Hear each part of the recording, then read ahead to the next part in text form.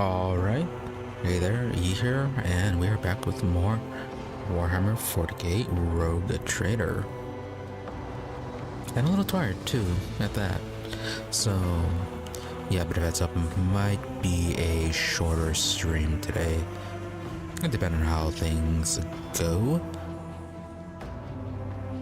And so yeah, if things are being a bit short today, that is why.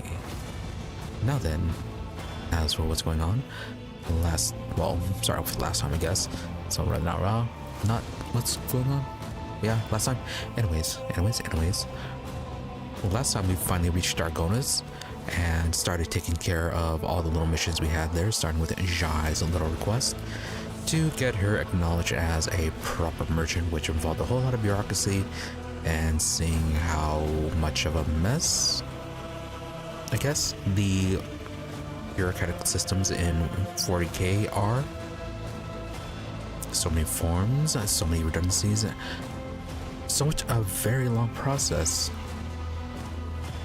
Though we were able to expedite things somewhat and got it mostly done, I think. And we just have a few finishing conversations and then we'll have shy stuff done. And then we also dealt with Solomorn's deal, which was talking with his boss to kind of reaffirm the loyalties, connection, ties, what have you, between the Adeptus Arbites and the Rogue Trader, which was a fairly quick issue. And then we also, from there, got to talking with the some of the officials of the Von Lanzis dynasty who are kind of managing the planet while first Theodore was gone and until Gamma had arrived. The people were basically dealing with the management and nearly got started with the whole process of getting Gamma officially recognized as the Rogue Trader and everything handed over.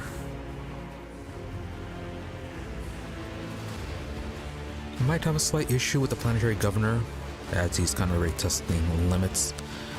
So we shall see if he will be remaining as planetary governor for long. As for the actual plans for today with this, we'll try to actually finish out all the Dargonus missions. As I said, we have like a few minor conversations left with Jai's that has to be done. And then I think then we can start on the coronation process, and from there we'll just see where the quest takes us next, because yeah, the Dargonus stuff is the last of the main quest we have for the moment. Well, not really the last, but the current stage of the main quest we are on.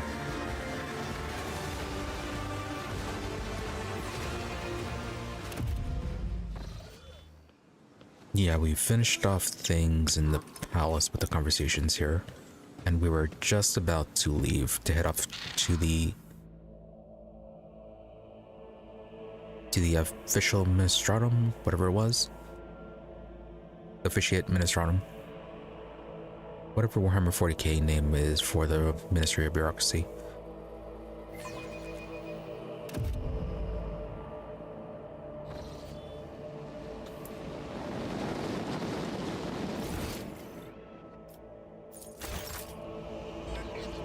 I got the long run.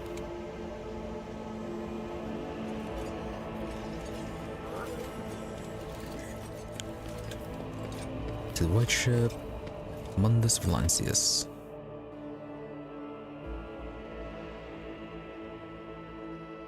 We'll have to see if we had any level ups to take care of. No. So that's the Ministratum, Throne Room, Palace, yeah. Yeah, and the Jai and all that.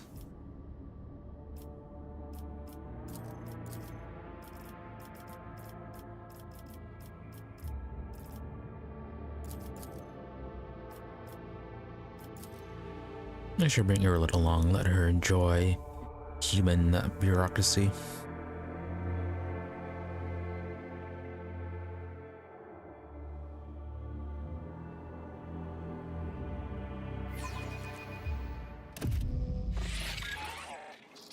had a little bit of traveling to do. Had to go to Janus to get a seal, and then someone in the palace had one. Though it turned out we somehow had one in our inventory, which I do not remember grabbing. Leto, what are you barking at?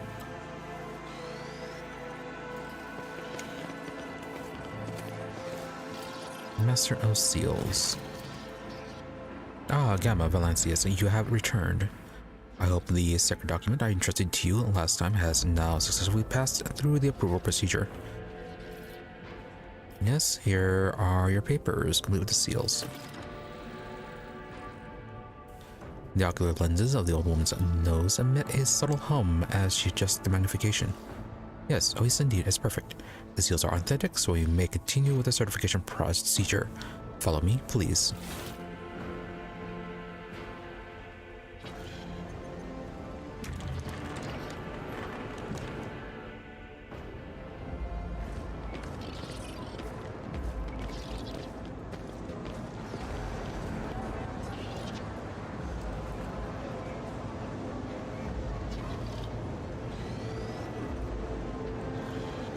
Not that busy. Should be quick.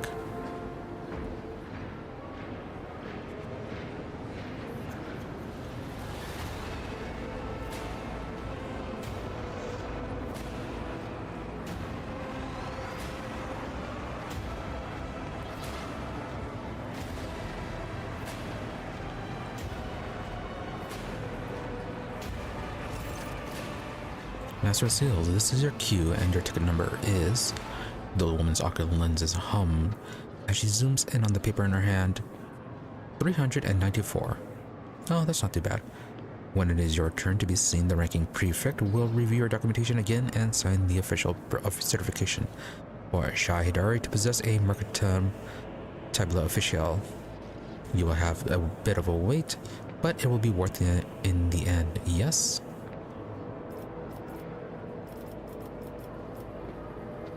If I must queue, then queue I shall. Master of Seals, then I bid you a good day. May the law and the Emperor keep you. Yeah, it doesn't look like that there will be too many of them. Hopefully it won't be like that one that we found where it took a guy like 200 years worth of paperwork to be processed. I'm sure it'll be much quicker.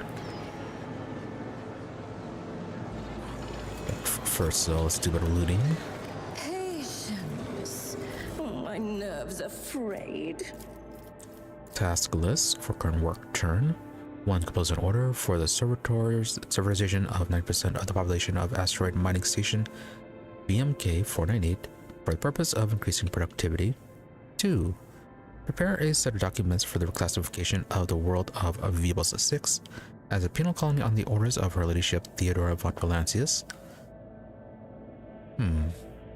Vibos 6. Did we go there already? I feel like we have. Task the newly appointed adepts of the Administratum with conducting a review of all unresolved positions in the last 5,909 cycles. 4. Make a big cup of recaf.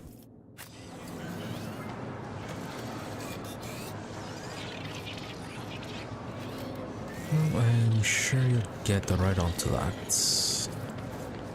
There will be no peace in my way. One last paperwork. Addendum number 32-4 to Addendum 874-BA7 to document Annex C 4026-82. Regiments of the Astra Militarum sent to the frozen world of Xenogard 2 required supplies of warm clothing, footwear, and snowshoes for successful combat maneuvers with a further offensive against the enemies of humanity and the Emperor.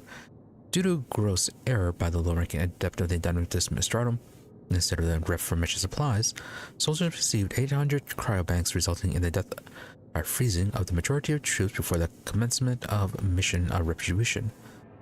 For the purposes of improving efficiency, the adept responsible was subjected to Servitor Imperatus, as a result of which he is now discharging his duties flawlessly. Maybe we should just turn them all into servitors. What lies beyond? There's our place in the queue. Just petitioners. Okay, looks like we did actually grab everything. Not very orderly. They need more of those ropes to get it all sectioned off.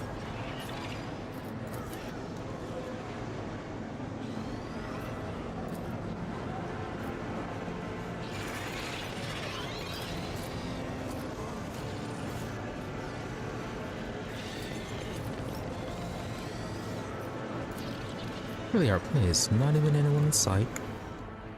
Yeah, this is definitely quick.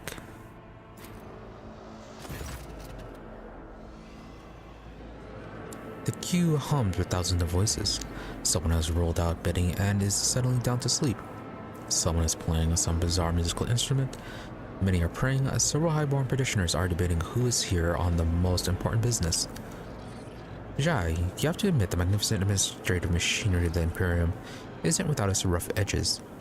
Jai smiled sheepishly, eyeing the queue. But what a thrilling adventure this is turning out to be, Shireen. I've never seen anything like it before. And sometimes it's good to take a break from constant traveling, and to give all the hot-blooded newcomers a chance to cover themselves in glory without us in the way. No, she is quite optimistic. Got the people in the queue. The people are constantly moving, coming and going, changing places, or simply disappearing from view. On your first attempt, you count 238 petitioners. On your second attempt, you count 244. On your third attempt, the next batch of unlucky souls is ushered into the hall, and you lose count.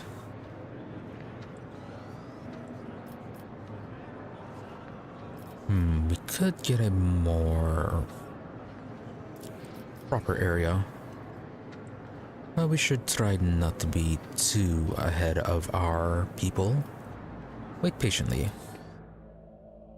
8 hours pass. In the last 8 hours, the only thing that has changed in the waiting hall is the warden shift. The petitioners in the queue placidly await the blessed hour when their appeal will be heard by the high-ranking servants of the Imperium. The entire queue perks up as an announcement. Number 285, proceed to the available window. Jai. Don't take me, what torturous trial have we let ourselves in for? Jai almost wails in despair. So much precious time lost, and we've only moved 3 places ahead. At this rate, we'll be old and gray before we get out of this queue, Shireen. Yeah, I was about to say that the queue should be moving a lot quicker, but remember when we filled out our forms, it took a few hours for that. So yeah, maybe it will take a take a bit of time.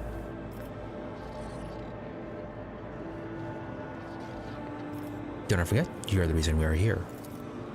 Jai, and that was the will of the Exalted One, Shireen. Jai throws up her arms and lowers her head. If the Exalted One has granted me insight as to how, with a simple wave of your hand with a few wise words, we can ease our arduous wait.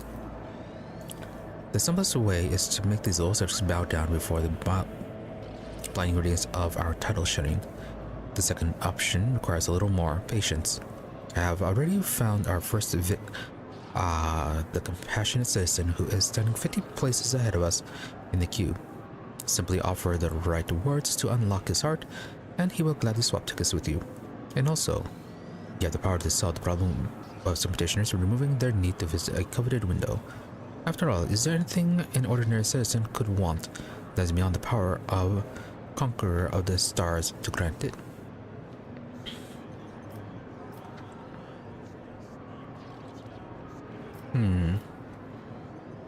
Stormwonder, do you think a watch criminal could blend into the crowd? Oh, interesting. We're gonna have Solomon deal with this a bit.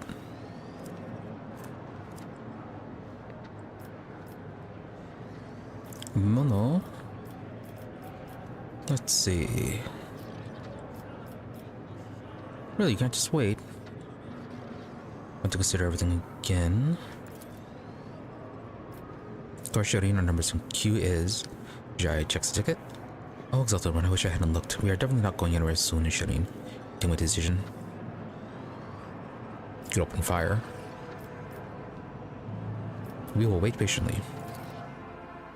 8 more hours. Another 8 planetary hours go by. The queue has hardly moved. The adept in the next window is dealing with the rebelling machine spirits in his cogitator. The petitioners from that queue were diverted to the middle of yours.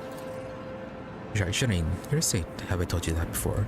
You must be, because I don't see any other reason why you would show such a fervent but such patience. Can we hurry things along? The people will be amazed if you show them your tamed Xenos. They'll drop everything they're holding, including their tickets, and come to goggle at her. I guarantee it. Nope, patience. This is your business, so we are waiting patiently. Doing everything all official-like. Today, the entire capital is celebrating the birthday of your ancestor, Militides, Ores Theon von Valencius, who discovered and colonized Kiabagama. In every hive on Dargonus, prayer services are being held in his honor. Nobles and commoners are attending fairs with amusement, and Governor Draftsam himself is giving his annual speech from the main spire of his palace. Most of the administrative servants have joined the festivities, so today all the windows are being served by only one certification officer. Solomon stands passively like a stone column amidst the throng of lowly petitioners, unmoving except for his eyes, which sweep the perimeter like a guard visor. It's like Solomon's keeping himself entertained. Jai. Well, Shireen, maybe this time you'll lose patience with being patient and decide to move things along at a teensy bit faster. Nope. The next 8 hours pass surprisingly peacefully. Nothing unusual happens. All the certification officers are at the windows and are accepting petitioners, and you have even started growing accustomed to the sounds and smells of this place. Jai, well, Shireen, maybe this time you will lose patience and begin being patient decide to move things along. Nope. Wait even longer. Again? Wait some more. Thumb activity returns to the queue. Petitioners exchange glances, clutching their paperwork. After a few seconds, you realize that the number being called out by the server skull for the 3rd time is the one on your ticket. Shy, her eyes sunken from the lack of sleep, Amasek and exhaustion, her hair is disheveled and her fine clothes is so rumpled, one would think she had been brawling. We've really made it. I swear that their own patience is the path to madness. I don't know how the saints live through their torments without Amasek. What are you waiting for, Shireen? Let's go. We have another couple of hours with the certification officer to get through. Oh, I'm done waiting. Officer of the Administratum. The certification officer leans over the document, his smoothly shaven head gleaming. His augmented ocular eyes whirs as the lenses zoom in and out. With quiet scratching sounds, the cockatiel quills that serve in place of the officer's fingers make notes on a fine sheet of paper. I'm afraid that, comes the rasping voice of the metal jaws with integrated vox. The validity period for certifying one of your seals expired 3 hours and 48 seconds ago. You must request a blank form from the Master of Seals and have both seals placed again. After that, you may return here and wait in the queue for your turn to be seen. Achievement. Thank you for waiting. You queued patiently with the commoners in Jai's request. Got that achievement? Somehow I failed that last time. Anyways, Jai. Madness glimmers in Jai's eyes as she stares at the bureaucrat and her hand reaches for the knife at her belt.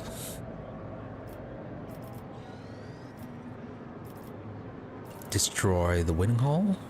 Coercion? Oh, nope. If that is what the law of the Imperium requires, then that is what we shall do. Right, Solomon? Jai, but Shireen. He's saying we need to go back to Janus, then back here, and then back to Jai's shoulder slump. What a sense that you're going to do something very bad to me as soon as we leave the Administratum Palace.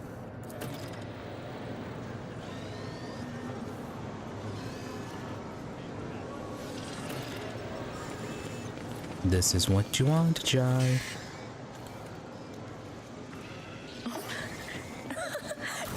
see? Oh, yes, they all will see.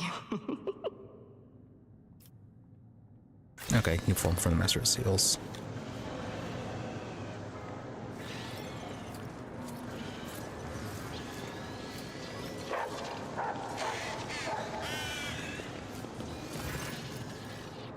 I require new documentation. Of course, you may have as many as you need. I advise you not to crumple it, lose it, or ask anyone else to complete on your behalf. If you find a defect in the next one, you will have to repeat the application procedure from the start. They shall return. Why is she harumping? My warp sight reveals something. Sings in my veins. Would you eject?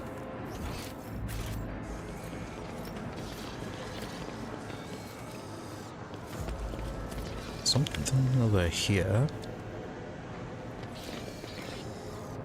No, this one. Dust note. Elam, I know it hasn't even been a full cycle since I was appointed, but please cover for me with the Master of Seals. For the person's sake, I completely forgot about one extremely important seal. I'm going to run upstairs to do it. I don't think it will take long. I'll be back within a couple of hours. The door is covered with thick layer of dust, just like the table on which it lies. Yes, so he was not seen ever again.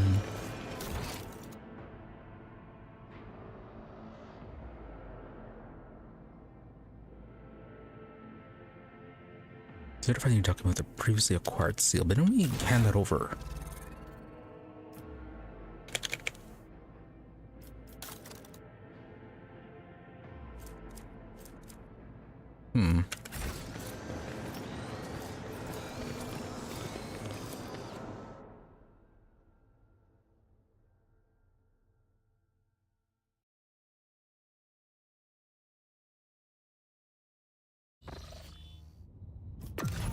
Alright, anyways, back to Janus we go.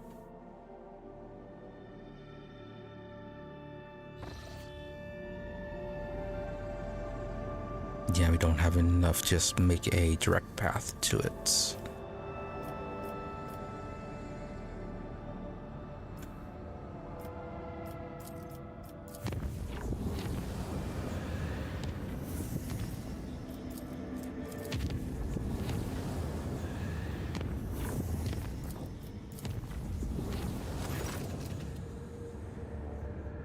Permission to report. Your proctor has arrested my voidsman and is demanding his execution.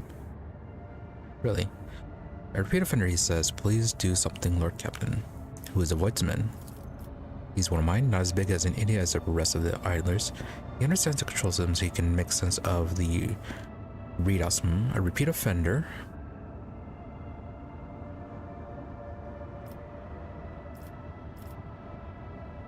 So I'm going to execute him if he deems it necessary and let that be the end of it. Yeah, let's interrogate him. Consider it done, Lord Captain.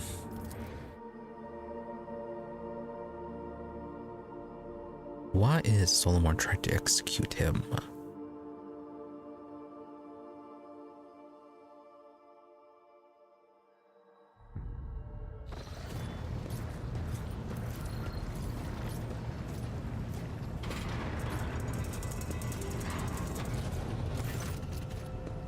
Captain, I beg you to look into this outrage. The cyber horde nearly chewed up my assistant, and one of them's been left without two of his fingers instead of calming his beast. Arbitrator attacked my crewman. Solomon waits for the end of the master helms of words and coldly turns to you. His crewman is a wanted man, rogue trader. He's accused of subverting the sacred tally shipments, smuggling, kidnapping the Imperium's subjects, and bribing officials. Were we not on your flagship, I would have executed the heretic on the spot. But here you are authority, and you are the court. Okay, that is actually kind of an issue. Trevor, what do you know about this? If I was sticking my beacon to the past of every one of the hundreds of people in the crew, I wouldn't have time to steer a ship. All I know is that when everything went to Grox on Recommendors, and this one oversaw the work on the docks, so that the fools didn't trample each other to death in their panic. And later he ran into a friend at the port on footfall, and they found some parts within a day. He's even got arms growing out of the right places. He might make a junior helmsman if he keeps it up. Okay, so he doesn't question the past of his people that he hires, though he is vouching for his usefulness. Now, first off, why are you so certain? Because I was personally involved in tracking down and purging the shadows of the best crime syndicate, to which the perpetrator belongs. The case was in Calixis on the world of Helvetica Prime, but for arbitrators, time and distance do not mitigate guilt. The man before you is a former captain of the smuggling ship owned by the syndicate. Check the heretic's left arm. Every syndicate member has a distinctive implant by which they recognize each other. It was that implant signature that Glato picked up on during his patrols.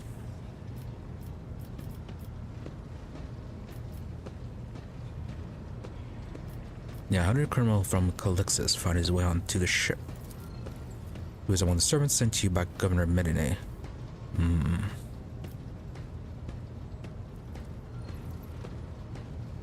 Oh yeah, it was Racket Minoris. We did kind of recruit some criminals there.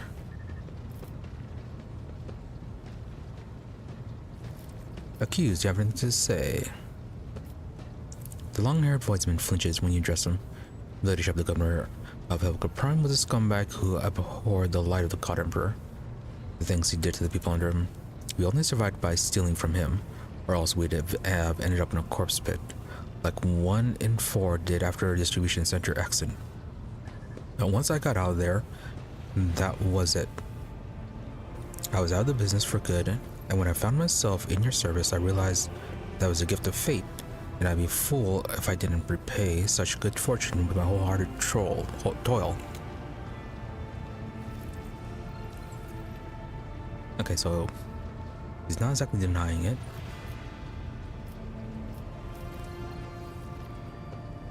And he is saying that he reformed. Why'd you attack my subjects? Tried to run when he saw me. His fellow crew members hesitated and didn't make way for me. There was no time to find out if they were abetting the perpetrators or just panicking. Decided to use Glato for suppression purpose.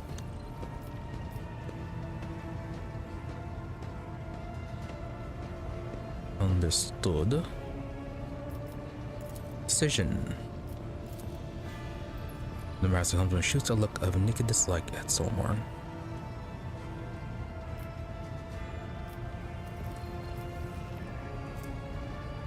Capable hands.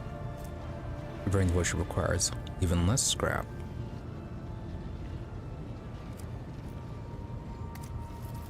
Talented voice means your responsibility. Should he commit any misdeeds henceforth, you will have to answer for them. I mean, fair enough, he is vouching for him.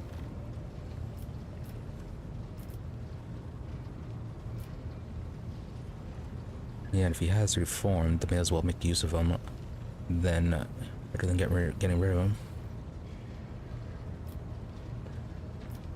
Yeah, rather this talented voiceman is your responsibility.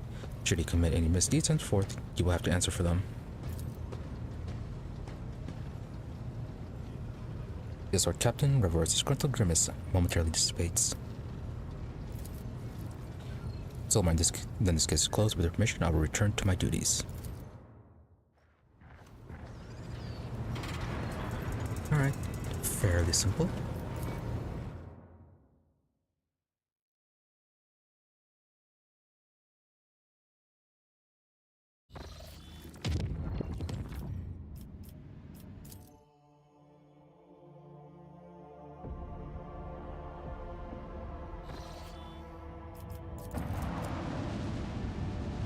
Now, I don't wonder if we have to go through the whole waiting process again, and if we do, the form can expire again.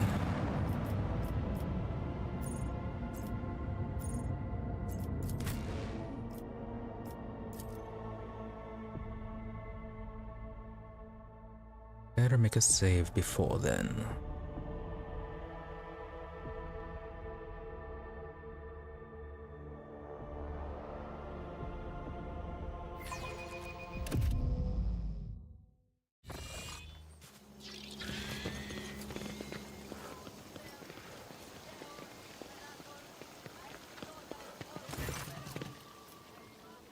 Right, we require a seal again. Not understanding. The Lordship has missed the certification deadline. No matter. It is a frequent occurrence within the depths of Mistratum. If you please, your new seal. In this tapestry of a world, Quite easy I going. am Good thing we didn't turn him into a the servitor. threat.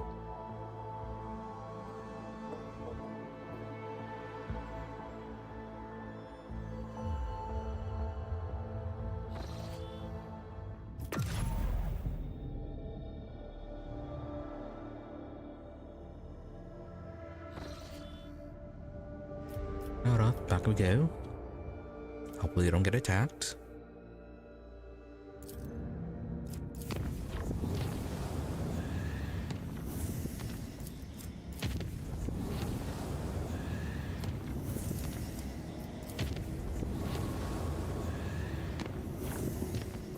Okay, nice and quiet little trip.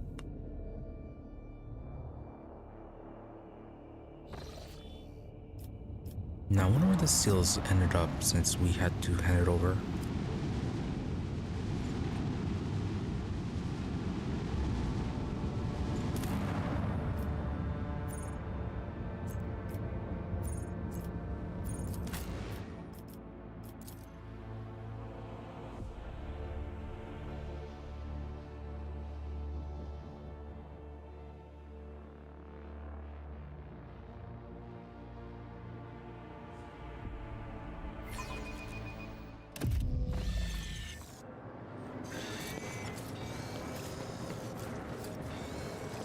We just be talking to the Master of Seals again.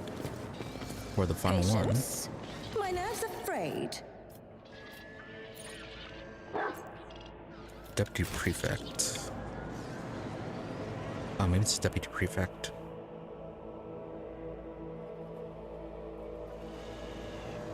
Oh, the Master of Seals are right here. Let's just ask her. Nope.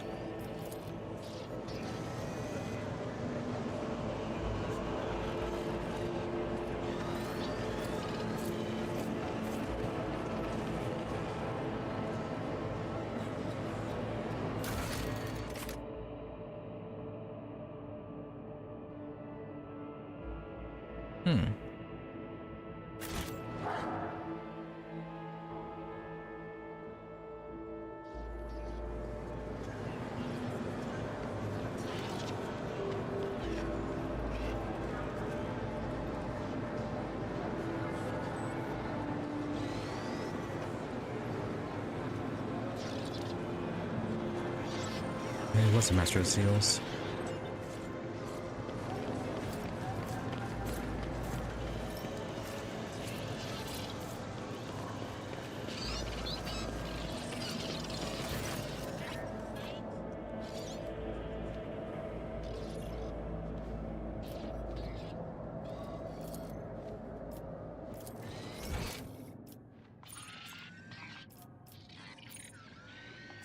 There's really no other choice but to be rude to her about being taken to the certification officer.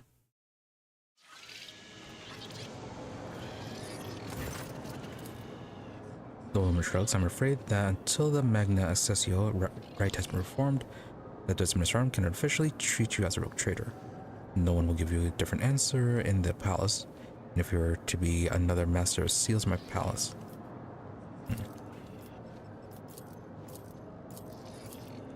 Okay.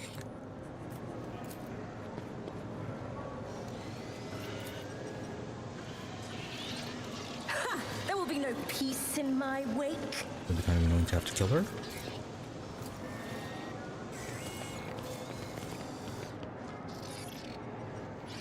Yeah, the quest pointed over here.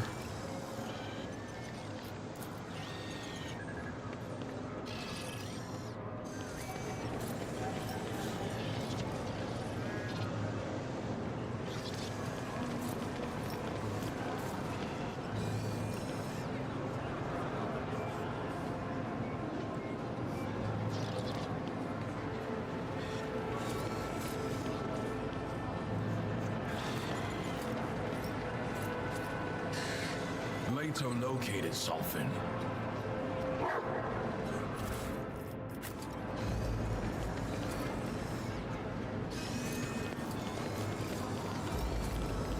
what lies beyond. Let's return to the palace and ask Rosarian about this. Maybe we gave the seal back to her.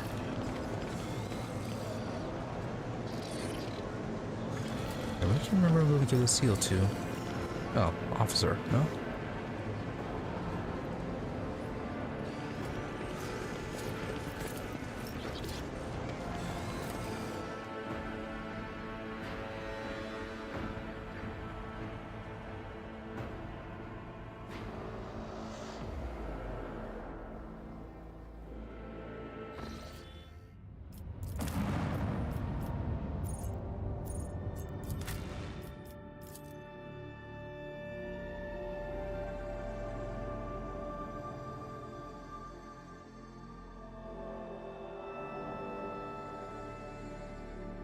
Might just be a case we have to finish the coronation.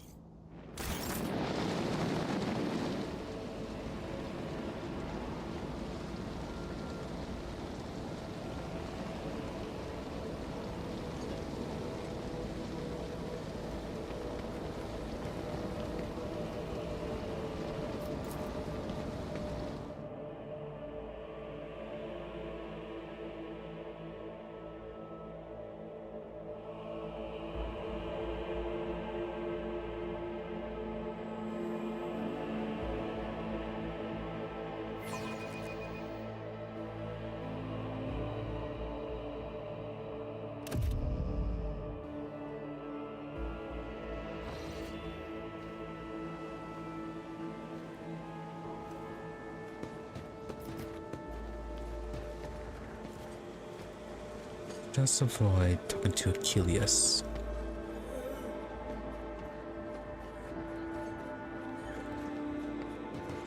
Clementia, do you have the seal? Your ladyship. She bows her head politely. For a chancellor to a rogue trader, she is dressed rather simply. A parade doublet, polished boots, and a comfortable cloak. She bears a saber in a gilded scabbard, whether for show or protection. One cannot say, only her ring with the Rosarian coat of arms indicates that she is of the highest social stratum. The governor is waiting on the periphery of the palace. Please let him know when you would like to see him. Maybe later. There it is.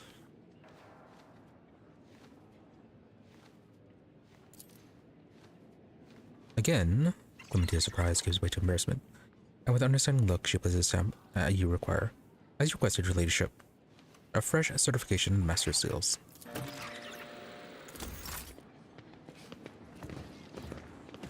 Okay, so it was just talking to her.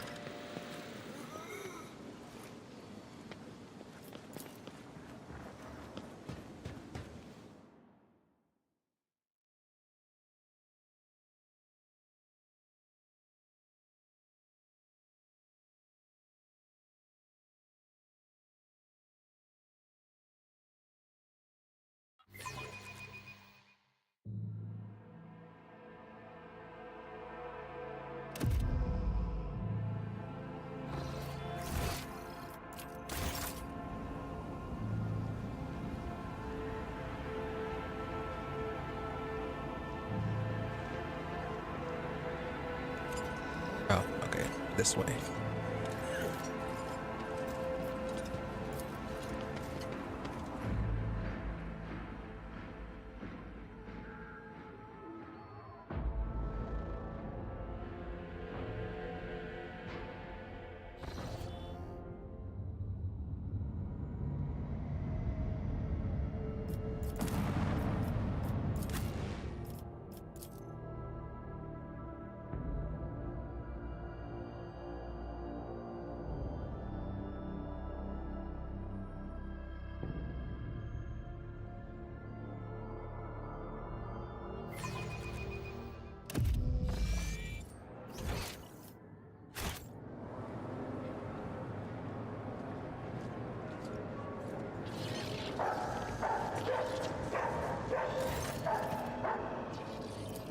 wait our turn. Unfortunately, previous place in queue has not been held in for you. If you wish to wait your turn, you have to join the end of the queue. Of course. Yeah, and here we are again, Shireen. I think I saw these same glum faces the last time. No, these are new glum faces. Jai sighs dramatically. This time I will not allow you to spend 1 second longer here than absolutely necessary, Shireen.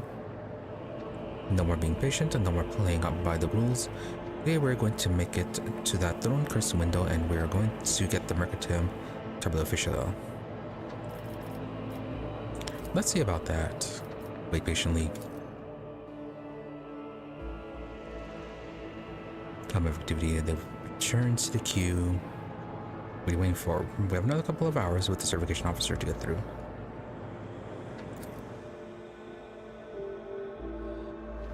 Ah, you again, come forward. The man makes several notes in the waiting ledger in front of him, and then takes your new document and peers at it, adjusting the lenses of his ocular eyes.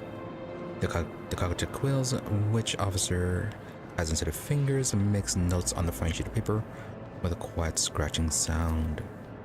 Oh, exalted one, master of mankind, galactic sovereign, please be merciful. Jai grips her aquila medallion in her hands and whispers her idiosyncratic prayer with a surprising sincerity. The document is hereby certified, says the rasping voice through the metal jaw with its integrated vox. Return to the master seals in order to proceed, and may his light and wisdom guard you. Next.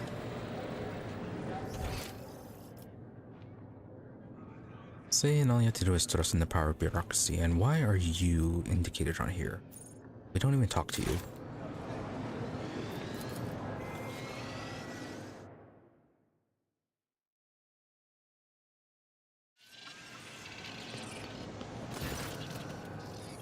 Master Seals, the Temple of Law in order to treat you. You have returned with all the necessary paperwork, I presume? Indeed, here are the seals placed by the certification order officer. Wonderful, the Emperor blessed you with patience greater than the apportioned to ordinary mortals. Allow me to verify the authenticity of the your documents for the final time. The old woman holds the documents close, so close that they're almost touching her nose. The mechanical ocular lenses clicking incessantly. Yes, confirmed. Everything is in order. And this one? Ah, the seal smudged slightly. Jai. Her smile evaporates, revealing her true emotions. Blood scorpions scratch out my eyes. But now what? I suppose I can overlook it, given that the rest has been certified correctly and promptly. Congratulations, Jai Hadari. You are now the holder of a Mercatum Tabula Official. Do not forget to repeat the certification process every 100 Terran years. Uphold the law of the Imperium proudly and honorably in the world of the Corona's expanse. And one more thing. Loss of the certificate is a grievous transgression. Mr. Saidari, lose our document and you will be unable to regain your status as an official trade representative, not even with the rogue trader's endorsement. Jai, yes, esteemed Damar. Give me the certificate already, come on. Jai's eyes dart with the Mercatum Tabula Official and shine with delight. Praise the exalted one who saw me through all these trials, Shireen. This is something to tell the grandchildren about. How a humble mortal became a trade representative of the Imperium. Let's not bother the Damar any longer, Shireen. Why don't we discuss our next steps on the ship? One step at a time, amidst the madness. Yes, indeed, one step at a time. Well, we have to return the ship anyways.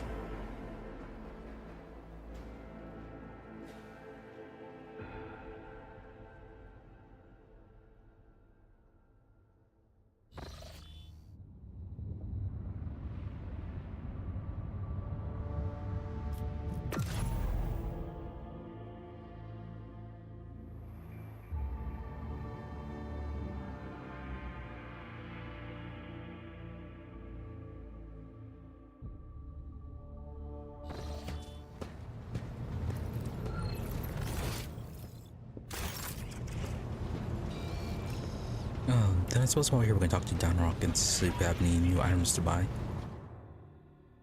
No, I think we did it last time and there wasn't a whole lot left. Plus, our reputations are still a little bit too low. We don't have enough gear to trade. Shireen, light of my eyes, giver of boons and savior of the needy. From now on, 2 sons will grace the firmament of the Font Valancia's protectorate. One bright and powerful like the rogue trader herself, and the other slightly more humble, like her unassuming partner, the diligent owner of the Mercatum Tabula Officiale, and all around delight, Jai Hidari.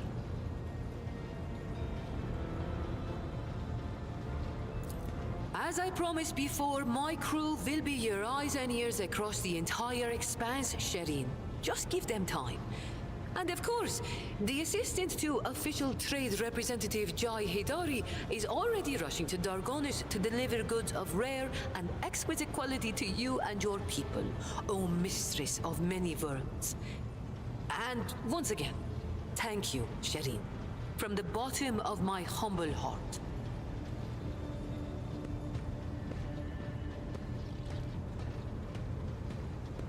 Let's send gratitude. You're welcome, Jai. It's friends 4. Enjoy freedom. See, you found much to your taste. Lose a paper and I will not help you get another. Throne be my witness. Presume too much. Exactly. Lose a piece of paper and I will not help you get another. Nothing will make me part with this treasure, Shireen. May the Exalted One be my witness. Him and all the stars in the expanse that shine like a handful of pearls scattered across the dark velvet of the galaxy. I only have one last question to ask. Jai flashes a conspiratorial smile, leans forward, and shamelessly holds her gaze, completely ignoring the disapproving looks of the surrounding officers as she waits for your reply. Yes, sir, how dare you? Sorry, I have no interest in a relation of that kind. Yes, we have our other interests. No? Huh. The Aji must have clouded my mind, Shireen. Or was it your piercing gaze? Either way, I only wanted to thank you for your assistance and give you something in addition to this humble gift. We got battle-scarred cape. When the wearer ends their turn, they remove burning, bleeding, and toxic negative effects from themselves and all adjacent allies. Oh. Wear gains +2 temporary wounds for each negative effect removed this way. Quite nice.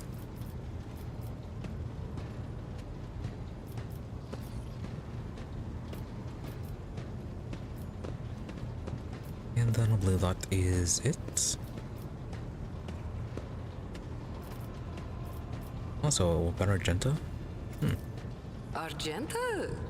What could be more beautiful than the sight of a sister of battle, whose mere presence casts light in the dark corners of lost souls such as mine? But alas, what remains of my sanity is telling me that poor Jai can only admire the radiance of this angel, forsaking any hope of ever touching her wings. Yeah, it's a shame she cannot be romanced. Now then, nothing else too much. And I believe we can finally get on with the coronation.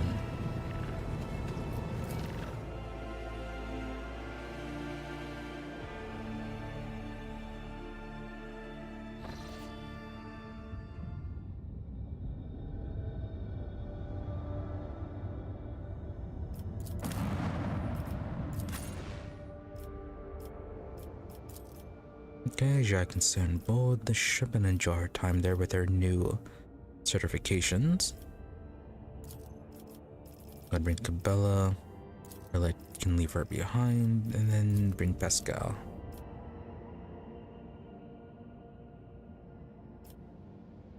Do we need Pascal? Let's bring Heinrichs. We also have some business with the Inquisitors, so probably have to bring him.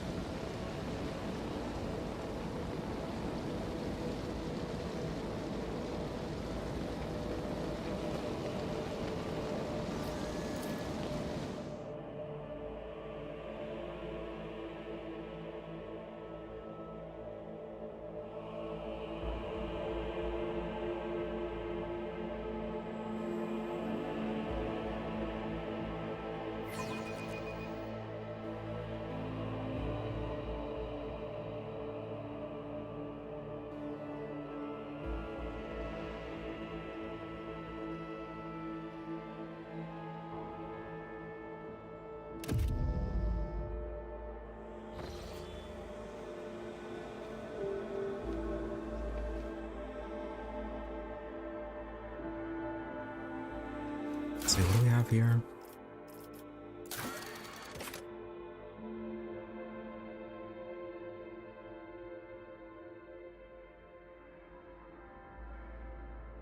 Oh, interesting. Fair trade. Who's this with?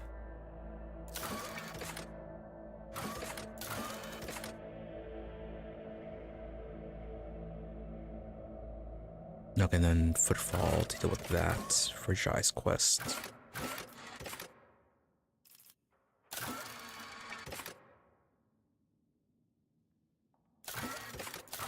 Spiders in a jar. Achilles.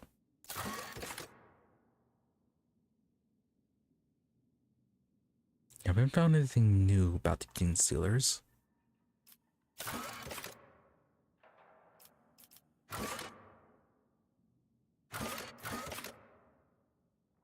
Okay, I guess before we'll do the coronation stuff, let's get rid of this extra stuff.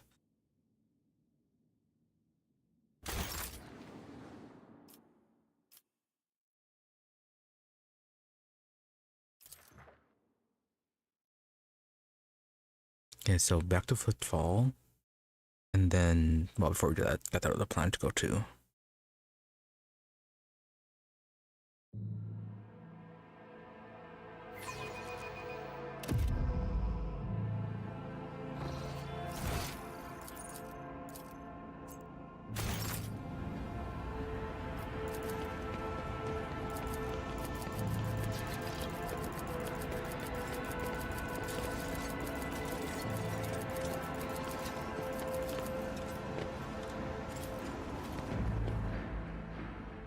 Actually, probably need to go to the bridge.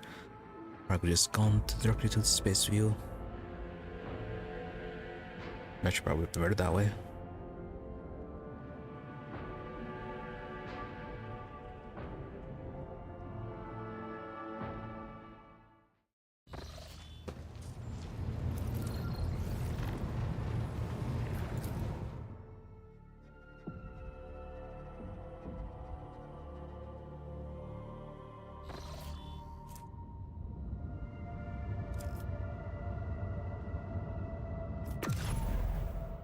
So where is that world?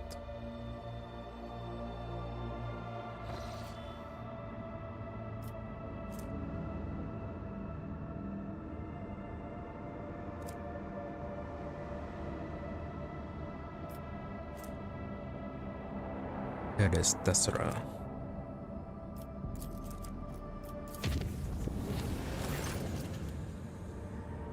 So Captain, I have a little question on this with you. Dr. Enter is interfering with the crew and demanding to see all the archival records of fugitive criminals we ever received from the Imperial Navy. Matters urgent if you please, our Captain. Why exactly are we denying him access? Access to ship's archives can only be authorized by the dynasty's heir. I see. Alright, we'll meet both of you.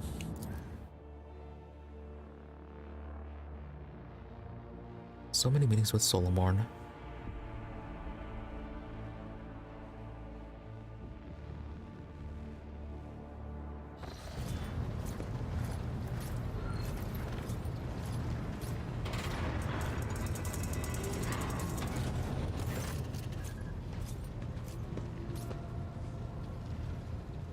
Boxmaster, your ladyship, Proctor Anthar is interfering in the work of the crew.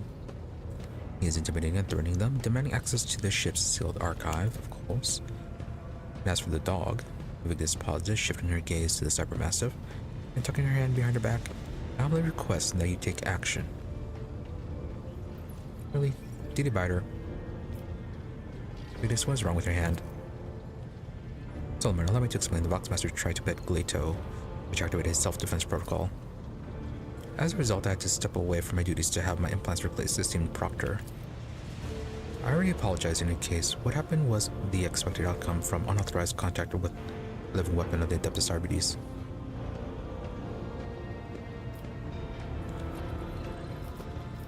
Yeah, I shouldn't try to pet other people's animals. So, Vigdis, why did you try to pet Glato? I didn't. This is the first time you ever seen the Voxmaster so agitated. I did not try to pet him. It is not customary to keep such cyber beasts on the voice ship, Lord Captain. This is my first encounter with such a creature that, Leto, it was following me all over the bridge. And you decide to interfere with his protocol. Vigdis cast Solomon a cold glance before continuing.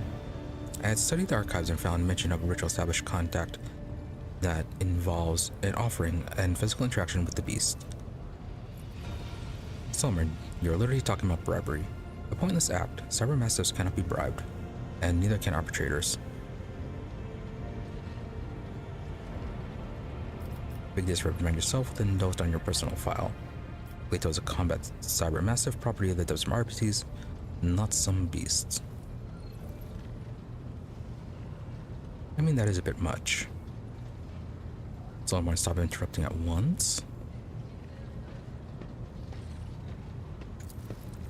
Proctor nods briefly. Solomon, why are you sabotaging the work of this crew?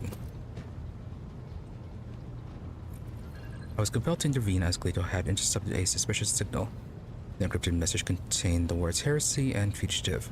I managed to trace the signal back to the Voxmaster's workstation. I need to dispatch Leto on a reconnaissance mission to obtain new evidence and ultimately to ensure your safety. Vigdis, in other words, you sent the beast to follow me. I questioned the crew in the Voxmaster's absence and established that the wanted bulletins sent by the Imperial Navy were being completely ignored. I suspect that Senior Officer Tolman is abusing your trust.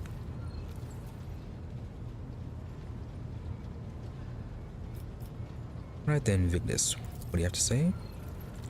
Her hands pressed together. Reports of fugitive criminals, which number the hundreds, are of low priority. What's more, I know the Lord Captain Theodora was most adamant on the matter. If you forgive me, her exact words were, "We are not Grok's-stem bounty hunters."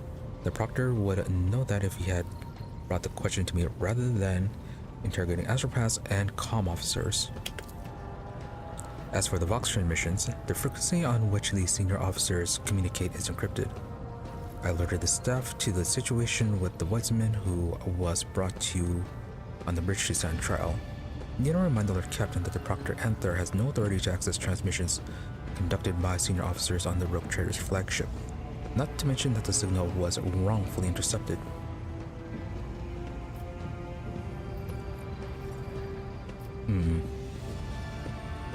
Okay, so previous orders then. Did you know that one of the Weizmann was a fugitive heretic? No, Lord Captain. He was not on the list of wanted criminals in the Coronation Expanse. I assume it's because of the relative insignificance of the heresies he was accused of by the Calixian authorities. Perhaps Proctor Anther has information in which the Imperial Navy does not have access. Yeah, in that case, then that'd be more of an issue to bring up to the Rogue Trader or any of the other officers instead of just acting on his own. So, Marn, what are you suggesting? Your flagship is untouchable for external inspections because of its high status, and criminals are taking advantage of that. So you need an internal audit. You need to pull up the archives of wanted bulletins and double-check the crew records. That's the only way to identify and eliminate potential threats to you.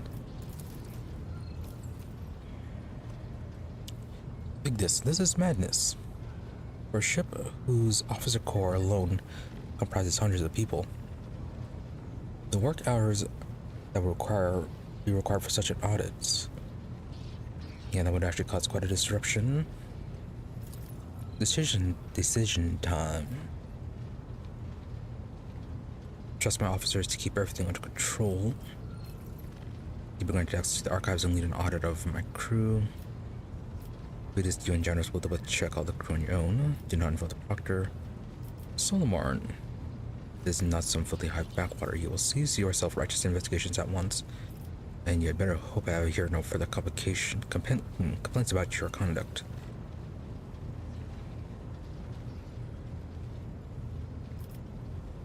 I think it would be better if we could actually just work with the officers.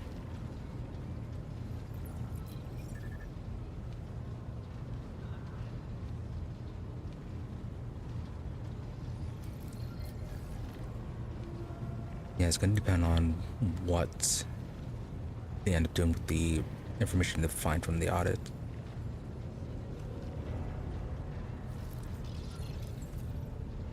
I mean, like if it's just to verify statuses and then make a judgment later on, that could be fine. But if it's just to verify statuses and then make an immediate judgment, that would be more of an issue.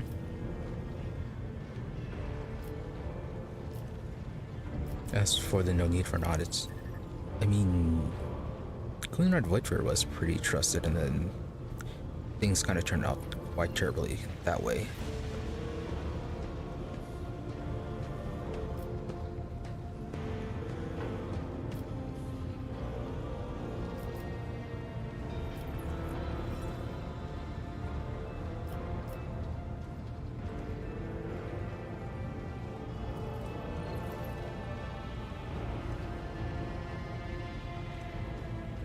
Yeah, so I want to do either 2 or 3. Problem is, when you go 2, Solar Murmur would be too aggressive, and go 3.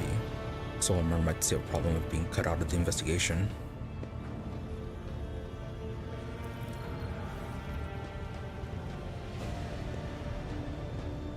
I guess we'll just go with 2 for now, and hopefully he doesn't get too aggressive in things. As you command, Rogue Trader.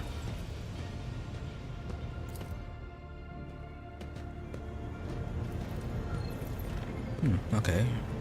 No complaints from Victus.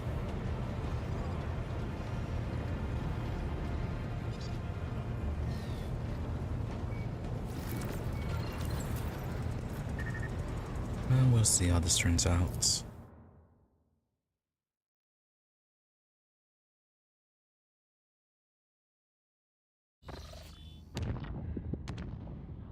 See, we're still traveling.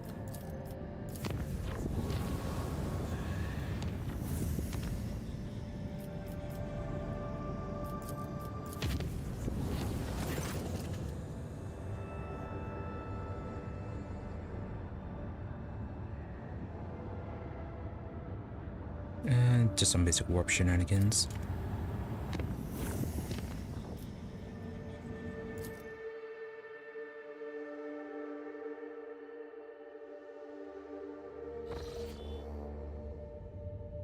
Lord Captain, we have received a voxcast from Thessera. The signal quality is rather poor, but the meaning is clear. The world is expecting the ship's arrival. Great festivities have been arranged, and a delegation led by the planetary governor is ready to give you a welcome worthy of an honored guest.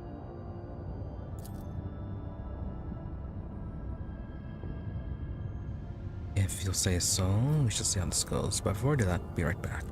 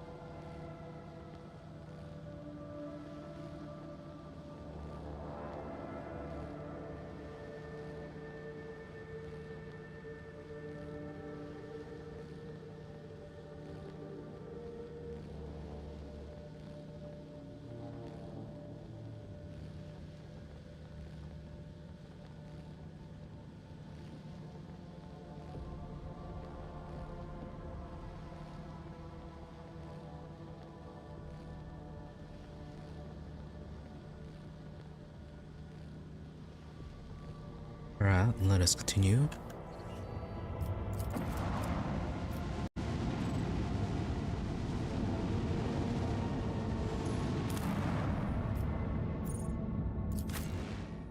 So the High Fortress, so yeah, definitely have Solomorn.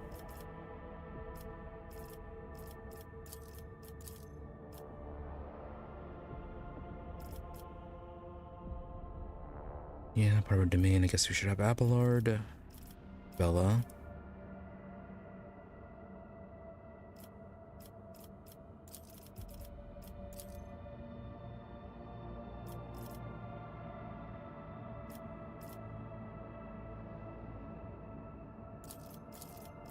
And then bring our Junta in case we have to blow something up.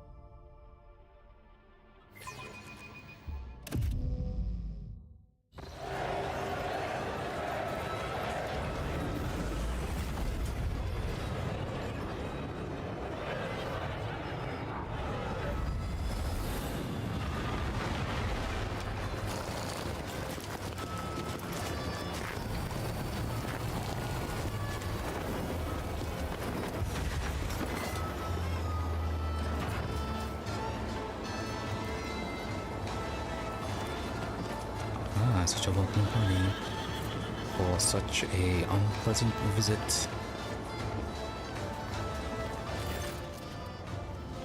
Governor Roldo, you have a portrait. Your face looks like it's been detached and reattached. A richly dressed man riding a sinewy horse breaks off from the procession. When he approaches, you immediately notice a strange detail. The man's face is pinned onto his head with precious fastenings that stretch the skin across his skull. Exactly. Celestial guests, there's no higher honor for us than to extend our hospitality to such noble eminences. Her Celestial Highness, the robe trader, and an illustrious judicator of the Imperium. All of Thessera clamors, trembles, and cheers. Roldo, the fair-faced governor of Thessera, at your service. Once under the board expression, they'll be gracious, always be gracious. I thank you for your courteous welcome, Governor. However, we have come here to address a grave concern. Roldo. But of course, your Celestial Highness. It would be my pleasure to discuss whatever topic you have in mind. That said, you have had such a long and perilous journey behind you. Like any self-respecting host, I must first propose... Oh? Problems? Already?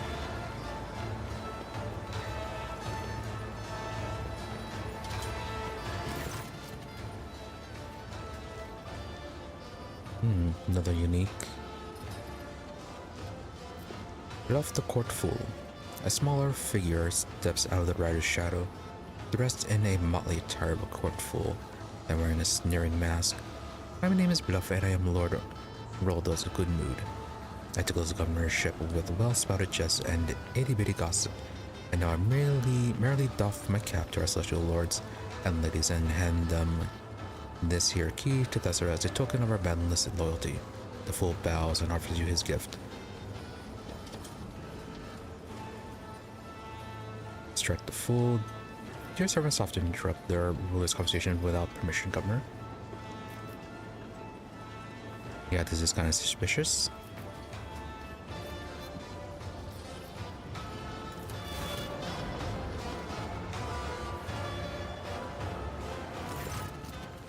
Oh, the embarrassment. The governor leans down from his horse and grabs the fool's hand.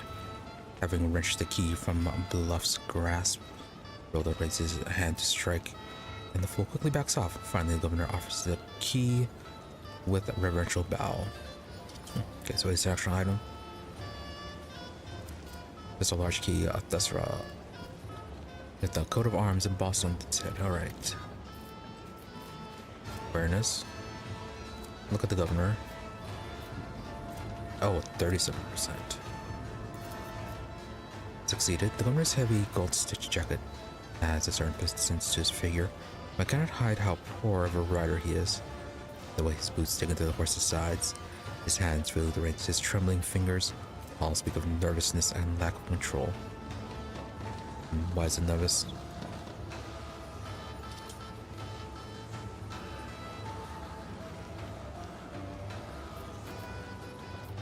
Now then, up to business.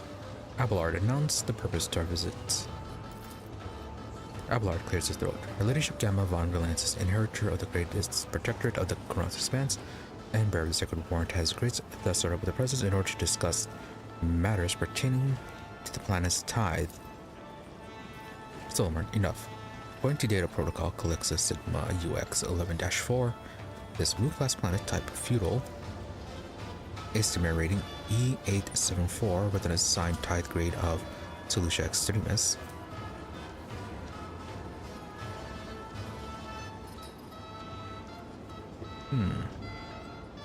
No, not exactly the extreme. Has not provided its due tithe amount in full. You have violated the Lex and are hereby under investigation. You are to present all related custom reports and shipping manifests immediately. The Proctor's voice carries in no motion. Plato silently bares his teeth, completing the image of the implacable hand of justice that has arrived at Thessera. Rodo, I am most flattered by your attention, esteemed Judicator, and by this opportunity to serve the Imperium with the even greater dedication than before. Speaking of dedication, we are already conducting a thorough inspection to see which scribe has bungled the tithe calculation. Fear not, scandals shall soon be.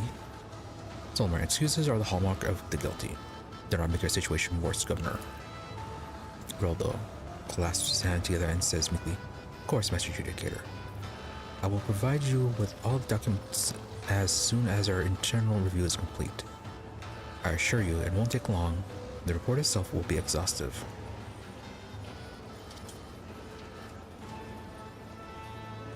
You heard the Proctor. Take us somewhere we can have a serious conversation.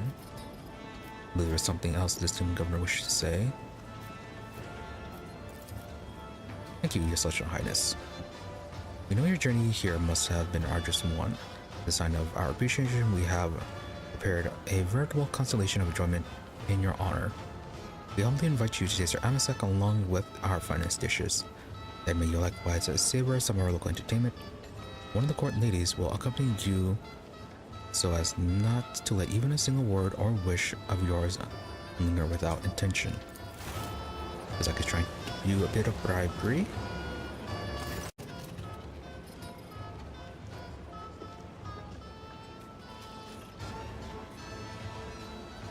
More unique portraits. A thin woman emerges from the torchlight, looking at you with a mixture of fear and awe. Your diminutive figure is practically drowning in her velvet and silk dress, and a resplendent necklace of blue stone adorns her neck. Maeve, my celestial lady, at your service. Solomon leans closer and says in a lower voice, "Based on my experience, I would say we have been assigned a spy under a pretense of generosity.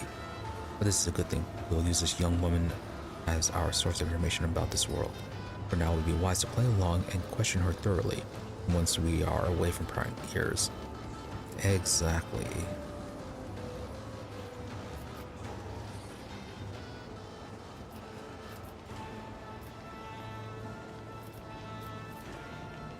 So then, no interest in your base entertainments. Remember, Maeve, I do not want to hear a word out of you unless I give you explicit permission. No, try to be friendly at first. Beyond, be bold. Very well, I'd like to see what the specials offer. One exquisite necklace I think would look better around the neck of your celestial lady. No, don't steal stuff from her. Mention entertainment, tell me more. Nope, just smile, relax, Maeve. Just pretend that you're giving a good friend a tour of the palette of the place. Maeve smiles sheepishly. I'm afraid that's easier than done, my celestial lady. It'd be like trying to imagine a mighty sun as a tiny ember, but I will do my best not to anger you by acting too nervous. Okay, very well then, on to the entertainment. Tadua the Scorched is hosting a public trial for a few guilty wretches today. And I also overheard that the Council of Thasser Nobility was preparing a special gift for you.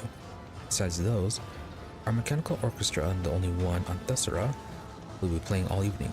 And of course, you will also get to see the crowning jewel of Lord Roldo's collection, his maimed metal-harnessed beast. Really maimed? Bluff the court full. Little beasties like to play, people are their favorite prey. Chomp and chomp and munch and crunch. Look, it snapped your head away. Screams and tears and gore and more. Happy beastie, happy day. Well, aren't you enjoying yourself?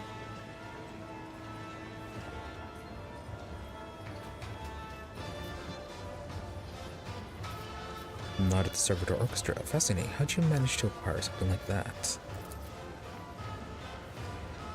Roldo.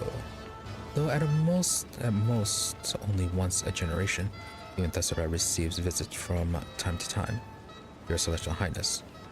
One day, an entire delegation from a foreign world arrived with these mechanical musicians in tow. We were merely smit with them.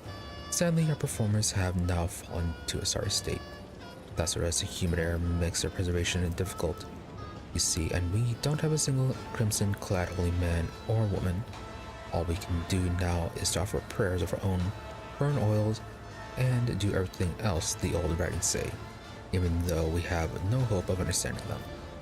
Did Ruben Pascal with us? I don't think we did. Judging by the stench of servitors, or more specifically, parts of them made of flesh, will not last much longer. Slime oozes from rust holes. Every other lifeless eye is adorned with cataracts, and the mouths are like corpse dumps filled with shards of rotten teeth. Every wrong note the instrument plays accompanied by the mournful screeching of servo motors and sparks flashing from dangling wires. Pascal. Oh, okay. Video instrument. His optical visor filled with deep red, and his vox speaker erupts into a howl of pain fury. And registering heretical sacrilege born from the stupidity of self-entitled laity. The commandment, allow not a false prophet to touch upon the mysteries of the Omnissiah, has been violated. The commandment, offend not the Omnissiah by neglecting misservice, has been trampled. His wail turned into an angry stifled wheeze. What scoundrel was it that thought to burn sacred unguents instead of incense?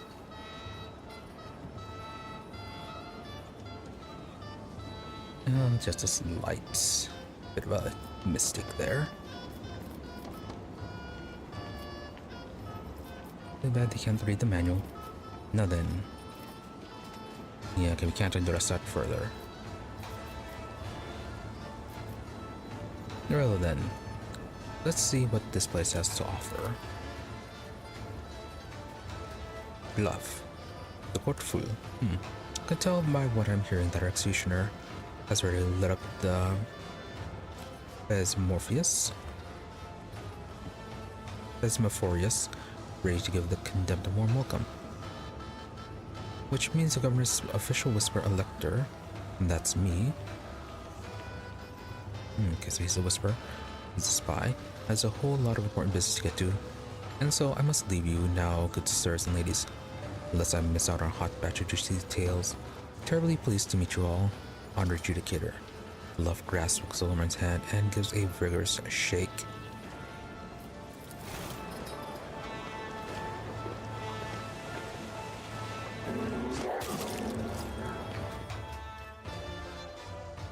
Before he can even blink, the cybermastiff beside him sinks his teeth into Bluff's forearm, jerking it back and forth in a fury. The attack lasts only for a moment, but when Gleito lets go, Bull's limb is already torn to shreds. With a cry of pain, Bluff leaps away and melts into the roiling crowd. Someone ruffles Gleito's neck and turns to you. Feudal worlds are really known for their bureaucratic precision. Reconnaissance on the ground will tell us more than any report hastily scribbled down by these blockheads. I suggest we attend this trial and see how the laws of this planet are enforced.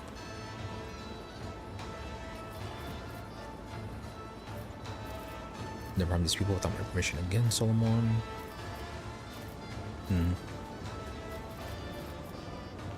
If it will help the investigation, we should not dally. We have plenty of time. Now let's go. Let's not miss the biggest local spectacle. It's not a question of preference, but of what might help the investigation. The execution will gather a crowd. I mean, in turn, will gather information that will prove useful considering how eager everyone was to make their exit. Someone looks at the crowd staring at you in wonder and trepidation. So, Celestial Lady, your coming is a historic event for these people. They'll be watching you for every step, and your actions may well transform their lives on this underdeveloped world.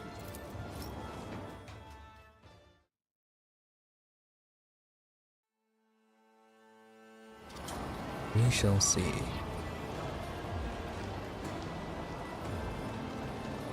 Okay, then maybe just following along.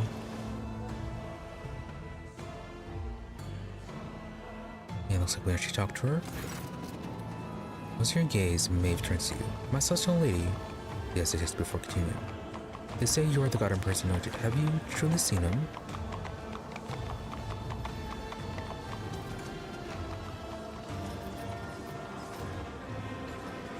Have I? Have not seen him. I have personally advised him on the ruling of the Imperial. Let's be truthful.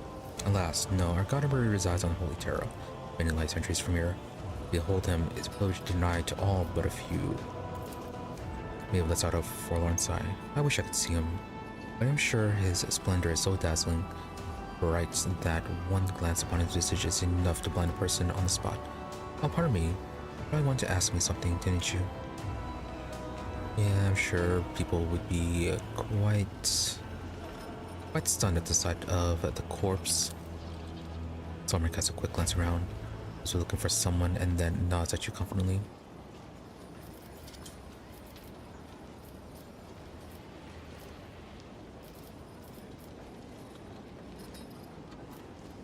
Yeah, how do you find living in the governor's corpse? I dare not complain, my sister lady. Lesser nobles such as myself sometimes receive punishment for angering our lords, but that is good in a way. I think it makes me cleaner and brighter on the inside and helps me to better serve the God Emperor, the holder of the key to all dimensions, all destinies. Maeve makes a sign of Aquila and turns a reverent gaze upon you. So for being quiet. You called the Emperor the holder of key of all holder of the key to all destinies. Why? Forgive me, I said something wrong, my lady. Future Antiochus said the God Emperor holds the key to all destinies in his celestial hand. He himself sits at the very top of the great tower of humankind. From there, gazing out over the worlds and the stars of his domain, he sees all, knows all, and a bloody tear rolls down his cheeks when he reads out shameful thoughts and deeds in the annals of our lives. But those who strive, who do not let the seed of evil into their hearts, will reward with a new destiny and a new life, a higher and better than the one before. With the turn of his key, he unlocks the dungeon of their souls. I live in hope that one day will come to my door. Maeve smiles in one of sad resignation. Okay, so definitely some sort of issues going on. How fascinating. And what are you going to do to get a better destiny? Maeve, I can hope, pray earnestly, pray to be virtuous and diligent. And if I manage to please the celestial lady, then maybe, just maybe, the Emperor will take notice.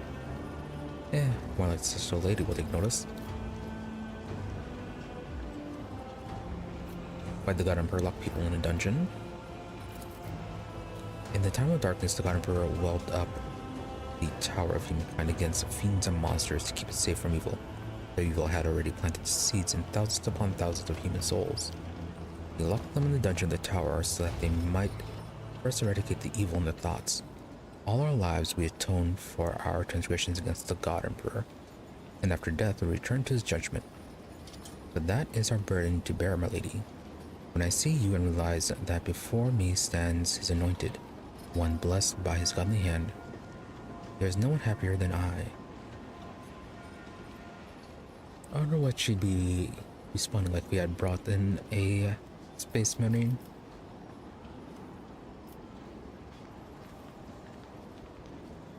Yeah, I don't know why Trenta is not responding. She could have been talking about this. Could have given her own opinions. Nothing about the governor. Oh, he's a wonderful person. So considerate and generous. But of course, his vulnerable age has taken its toll. He behaves oddly from time to time. But we all have such quirks, don't we? Kinda dismissing that. Yeah, we didn't get to ask about his face either. Okay, what ways does he behave oddly? Well, he gave me a lovely Thacertium necklace just before you arrived. Strange, is it not? He bestowed such a treasure on some of the lower nobility. He also knows that we have been conversing more of late, and it's been easier. Sometimes I think he knows me better than I know myself. So the governor has never favored you like this before. Perhaps the appointment to escort the rogue trader also came to as a surprise. That's not going to be a simple necklace, is it? Maeve blinks in astonishment. That is so, my lord judicator. I still wonder why the God Emperor saw fit to bestow such a tremendous honor upon me.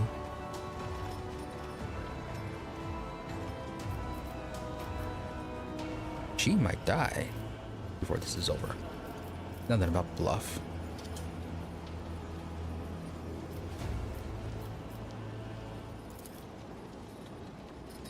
He is the best among all court servants. Maeve looks down, but you catch the fear in her eyes. He always knows how to make the noble's lord laugh.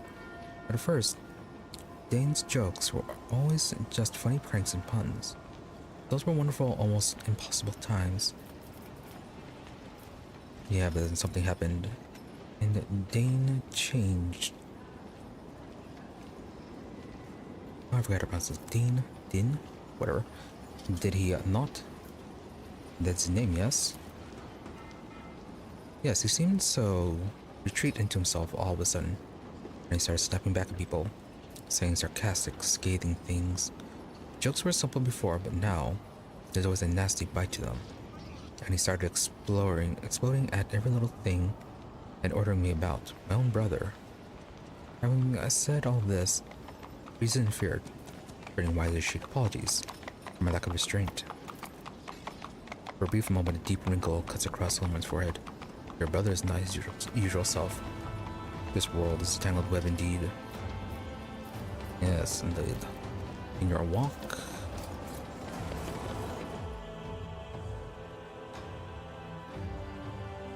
Maybe we should have brought Cassia.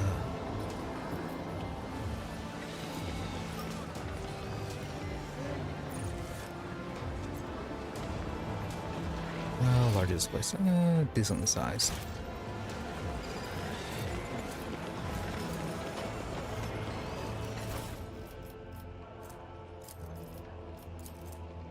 Chronicles of Fate by Gregorius Fault, Chapter 1. Let these instructions enlighten all those who walk in my footsteps. He that holdeth the key permits none but his most faithful to change their fates. And I that am Gregorius Fault have no right to fail him. This my present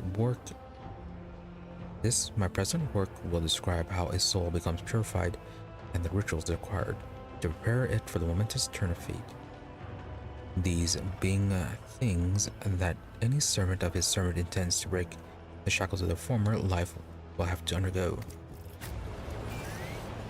And this going to end up being Gene Stealer related. In this tapestry of a world, I am the rogue thread.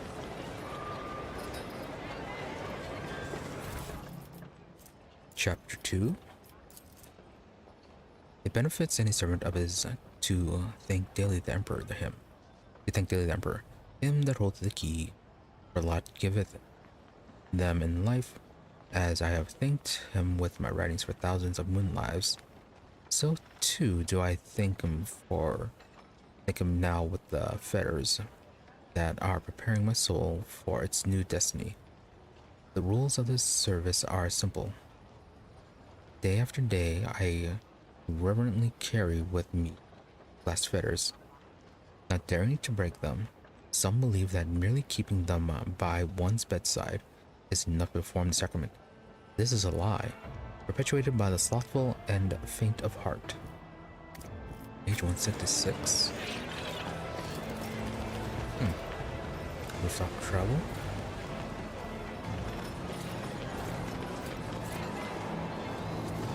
The shadows reveal their secrets.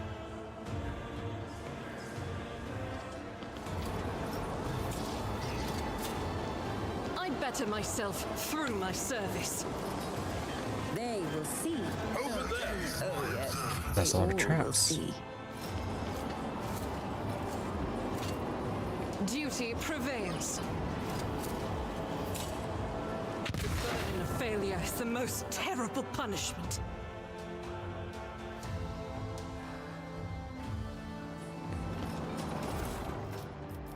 Yet, primitive sword, 18 to 23, 200 damage. And this is for Cabela. Oh, better. Targets with the sword suffer a number of static charges equal to damage dealt by the attack. When a creature with those stacks is killed, all creatures adjacent to it except the wielder suffer shock damage equal to number of static charges.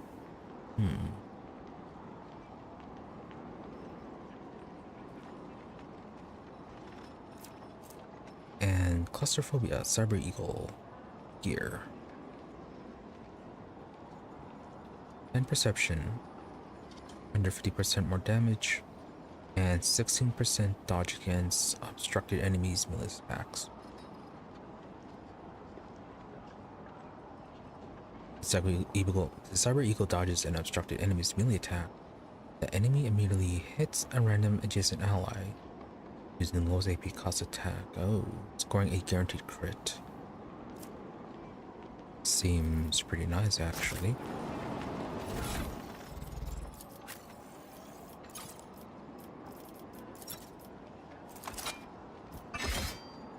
Give you your new sword. Why isn't this one sparking? I feel like this one should be sparking considering that it builds up electricity.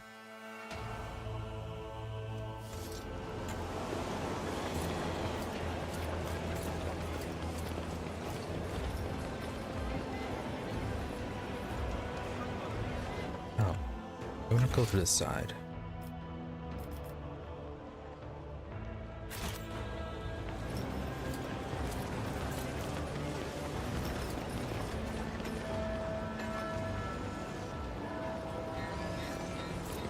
Dead Pay end? attention. Operation successful.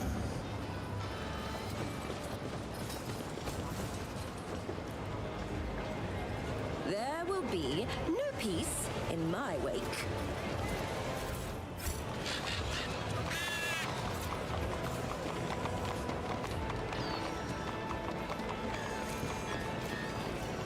Check this out. Let us seize the moment. Check what out.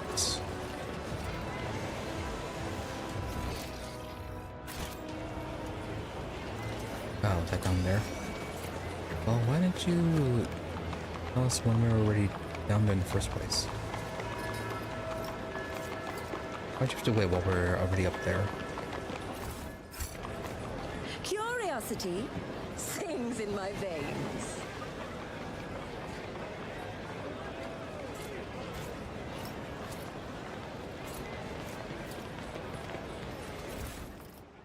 Chapter 3. The sacrament has been performed. I felt the cage upon its gates. I felt him that held the key open the lock of my body. At first I found it hard to breathe. It was as though the inside of my body was in line with the device that was not my own. In my mind's confusion, I cannot tell what moonlight it is or which chapter of the book I am presently writing. But the greatest one is all known, and every turn of fate has been chosen by him in advance. Thus my new fate tries to resist me. I shall bring it to heel.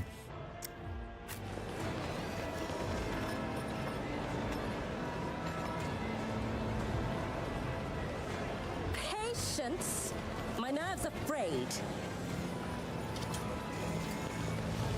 Note. Gray-haired nobleman. As you approach the noble's bow peacefully, the sewn-on faces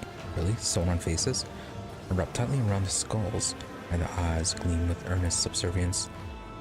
One dares to address you. O celestial lady, grace us with your regard.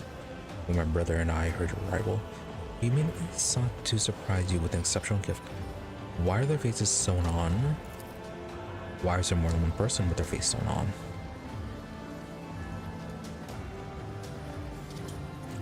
Young nobleman, the ancient scrolls tell of a wonder, a mechanical sage by the name of Kajikor. It knows the answers to all questions, can make other machines do its bidding, and may even predict the future. My brother and I have borne many a hardship. I managed to acquire this magic contraption for our much cherished guest. The box in front of you, presumably the Kajikor they speak of, exudes a strong odor of ritual oils. Made of thin planks, it is covered in so many purity seals that it seems to be held together by them alone. A stack of flimsy, rough paper lies atop it, and there's a mica panel with malachite buttons attached to the front. A thin slit is visible among the buttons. Abelard sighs heavily and leans over to you. Sometimes when information reaches the more backwards worlds, it undergoes a strange metamorphoses in the minds of the unfortunate and regrettably parochial lay people. Have mercy, Lord Captain, they probably have been trying to please you. Pascal, after a chrono turn of heavy silence, Pascal finally intones. I'm registering an act of imitation of sanctity. This cultural phenomenon is typical of underdeveloped tribes. I also anticipate discovery of cave pictograms dedicated to the divine rituals of the more advanced units.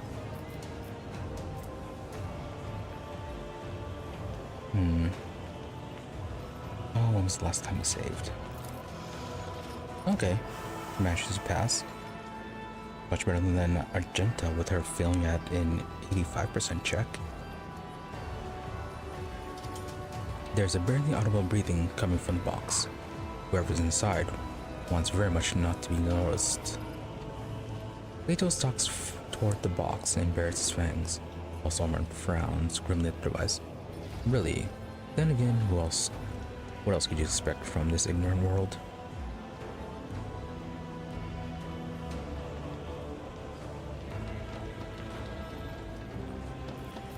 Unseal the box and let this poor soul out at once.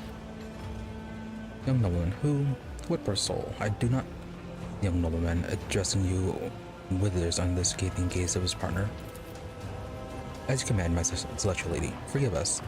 We should only to delight you by reproducing the otherworldly miracle we had read about in an ancient chronicle. Iconoclast. Nothing but a pair of dim-witted lickspittles, but your stupidity hardly warrants an execution. Get out of my sight.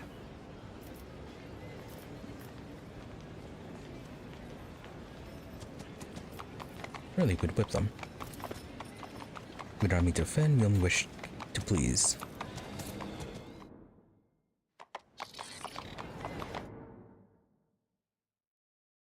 Well, Abelard did say to be merciful. I mean, they are trying.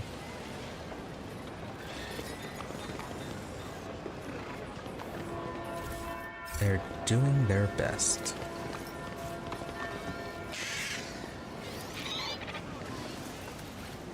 Enormous gates, horses.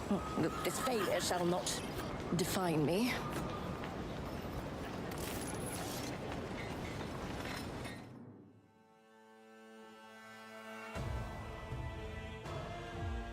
Oh, for shame, it was Gamma that failed this time.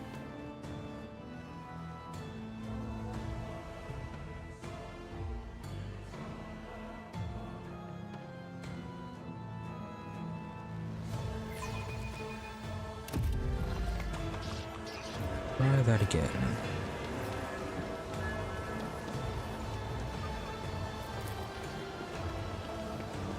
Well, That's a bitter taste. That's only a 50% check. You shouldn't be feeling that much.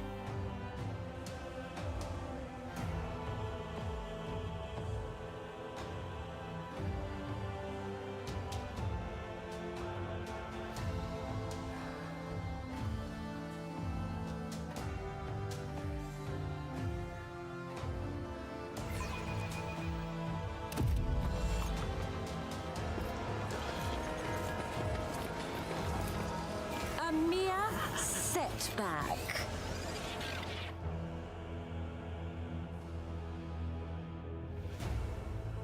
It's probably not going to give too much, but may as well try.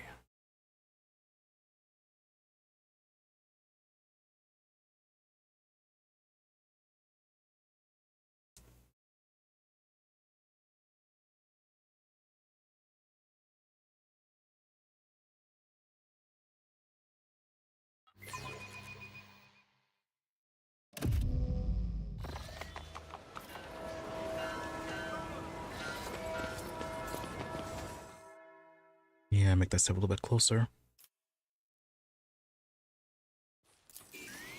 Genius. There it goes. What is this going to do with an odd curiosity? When the pull this muzzle closer and collects its teeth, almost too greedily and hungrily for a harmless herbivore.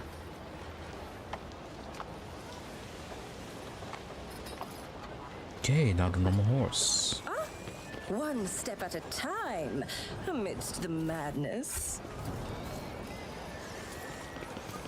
Yeah, I'm taking Gene serious.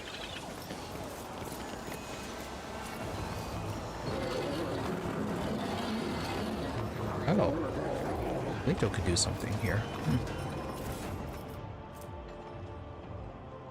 Bloody Sacrament one-handed melee power hammer.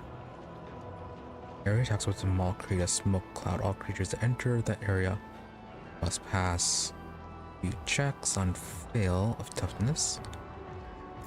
Tracker becomes blinded. On a failed strength, slowed, failed willpower, disturbed. Interesting. Hold on, what do you have right now? I think he has a shotgun right now, so I can't really tell.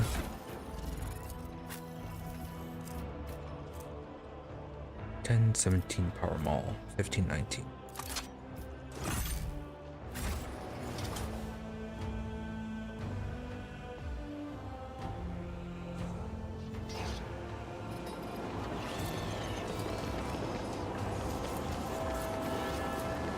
The machine god grants the insight.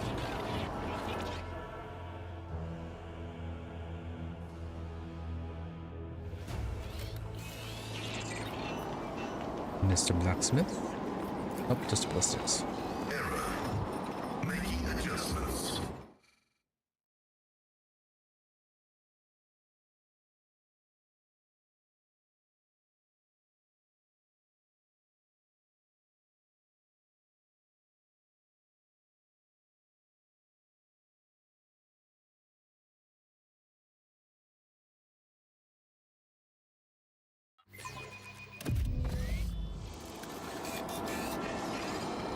My success is an irrefutable That so certainty. somehow managed to forge shells and casing. Thing. These do not belong on feudal world, but there's no doubt as to what they are. That's actually quite the skill. Making bullets by the blacksmith.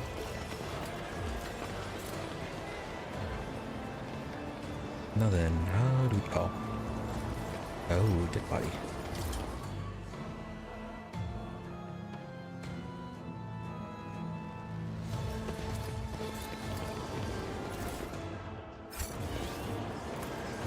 A bitter end.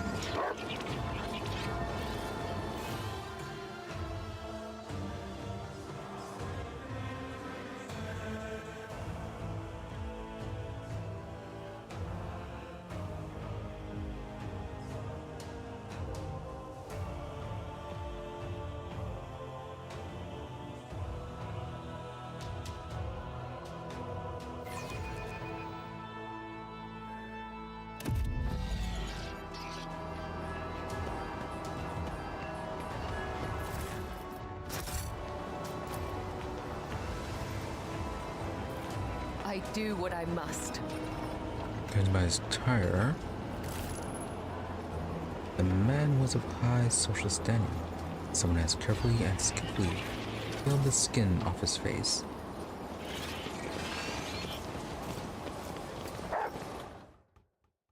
Guessing that guy then is not her brother. Also, Maeve got the dead body. Sins hidden in the heart. What Turn all to lies decay. beyond?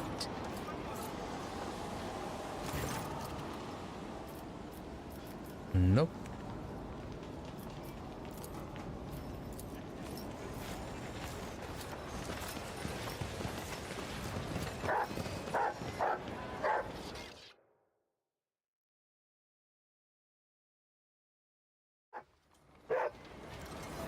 Do we have opened this gate the entire time? An expected result.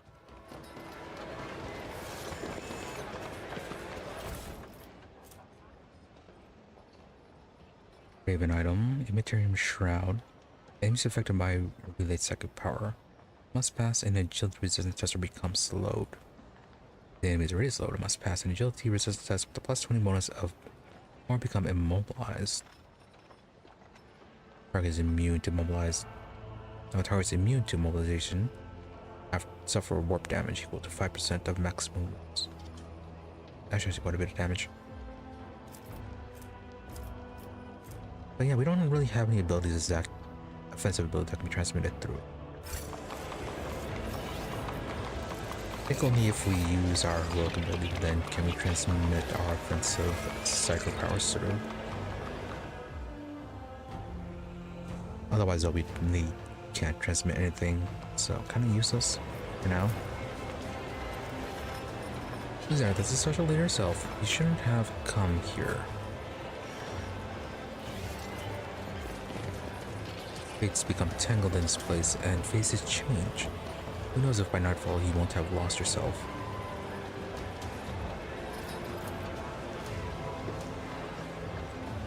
Just a piece of advice. Beware the shimmering blue, or else you end up like glorious faults. Oh. Shimmering blue, her necklace, and also that key.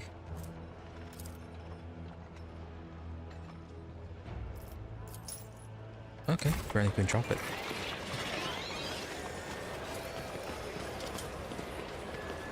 Oh, but it's actually long gone. No. Not yet.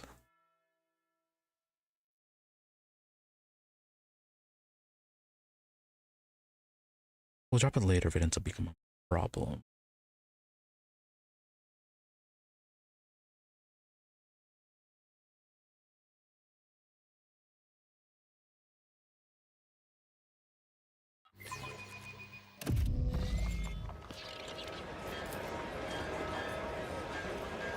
Yeah, so click that again. Go ahead and get the warning.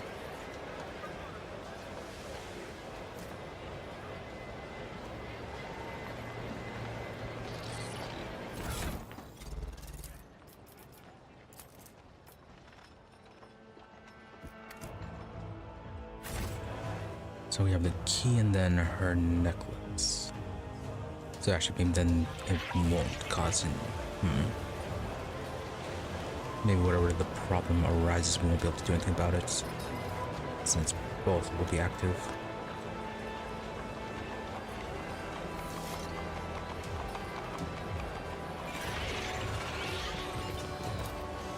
Nothing's impossible for this old officer.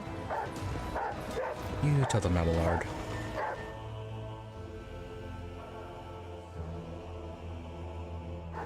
Compared to naval service, that was barely a challenge.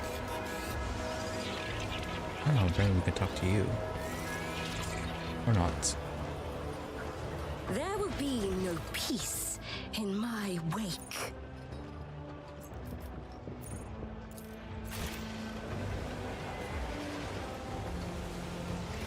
And the loot is up here.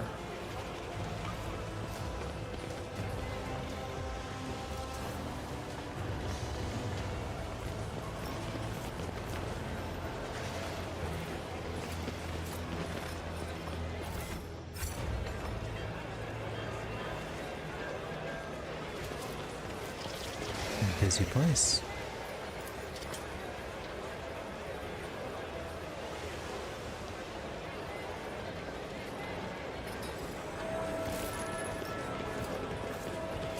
What did I say? Many lice are hopping around the gilded plate. Olivia squashes the insects with a small green hammer, only for more of them to drop from her soft hair and enter her food. Ew. And there's Buff apparently.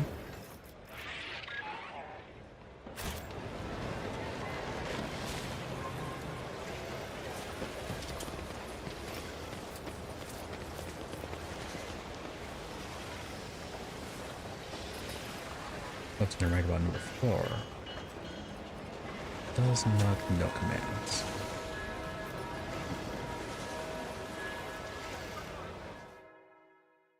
This is where it wants, so they locked it up to keep it out of trouble.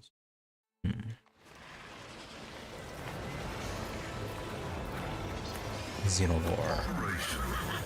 Successful.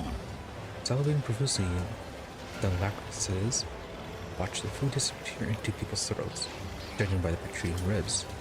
These beasts have not been properly fed in some time.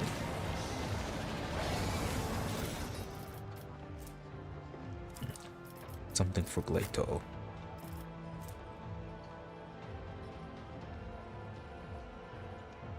Less weapon skills, same amount of damage.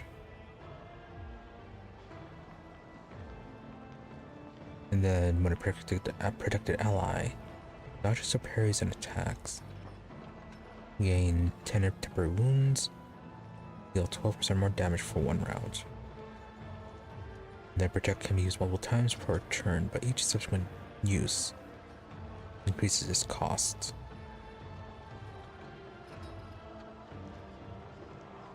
What can you use protect multiple times?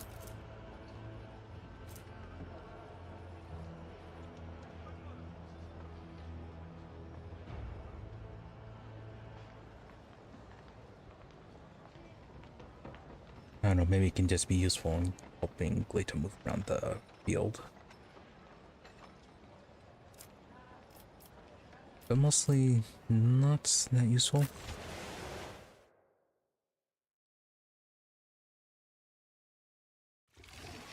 No, did we actually pick it up?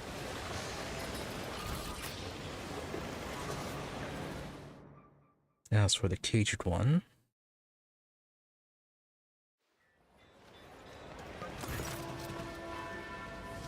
number 4, the Lacerax's augmetics are just as rusty and in sore need of service, but the creature looks far worse than the rest, gaunt and weak, almost miserable. The beast looks up at you with glazed eyes as you approach. On the door, you notice a scrawled sign that reads, Rule number 4, don't feed. Don't feed. The same numbers burned into the skin of the Lacerax. Examine it. A quick inspection is enough to determine the cause of the problems. Some of the Lacerax's augmetics are clearly not working correctly. Muscles near the energy conduits are twitching, as if the machine spirits in their fury are torturing the beast. It is surprising that only this Lacerax shows such signs of torment, considering the poor state of the augmetics of all the cyber beasts here. Somewhere I've seen Glato convulse like that when his augmetics were malfunctioning, Norman says, and adds with a sudden anger. I doubt the local half-wits have the first clue about maintaining implants. They should have stuck to shovels and left the beast alone.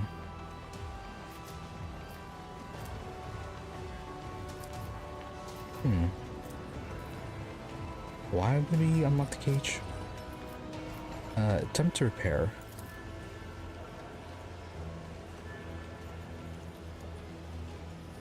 You try to reach your hand to get to the Lacerax augmetics, but the cage's bars force you to withdraw. I'm going to unlock it, I guess.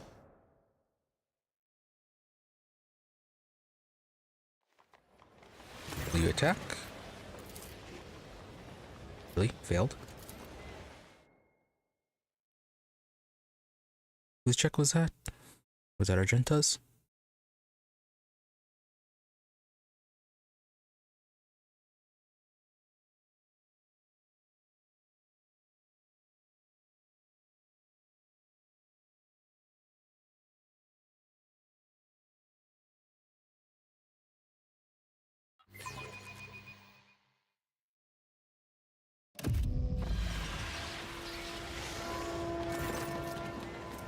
No, Pascal, surprisingly.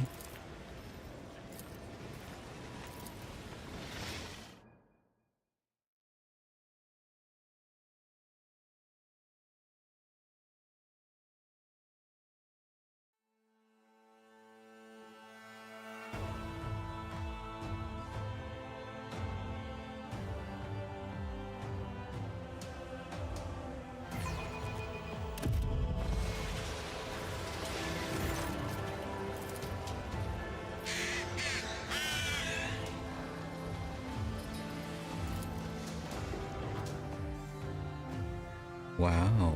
Stop by an antiquated lock. Pascal, I thought you were smarter than that.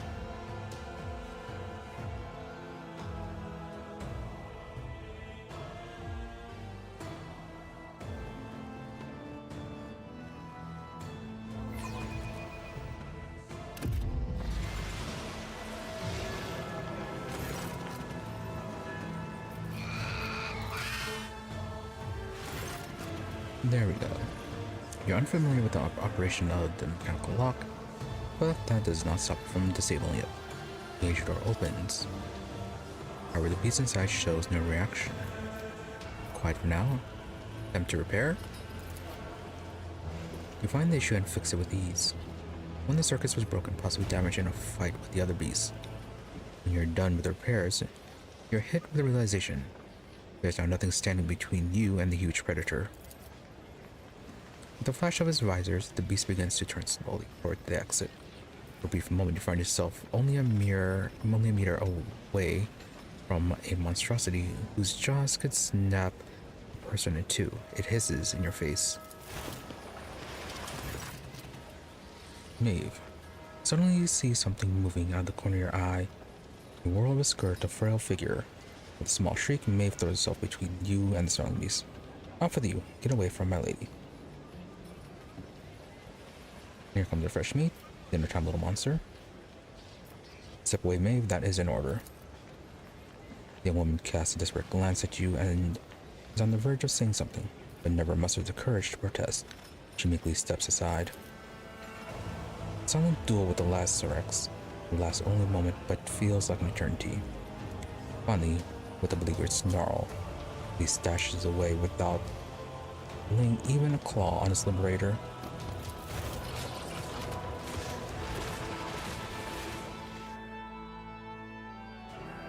Slumberland gives you a nod of respect. Not only did you deal with the augment, you also made a deadly beast recognize your authority with a single glance. But I cannot help but wonder about the repercussions of this jailbreak. I'm sure it'll be fine.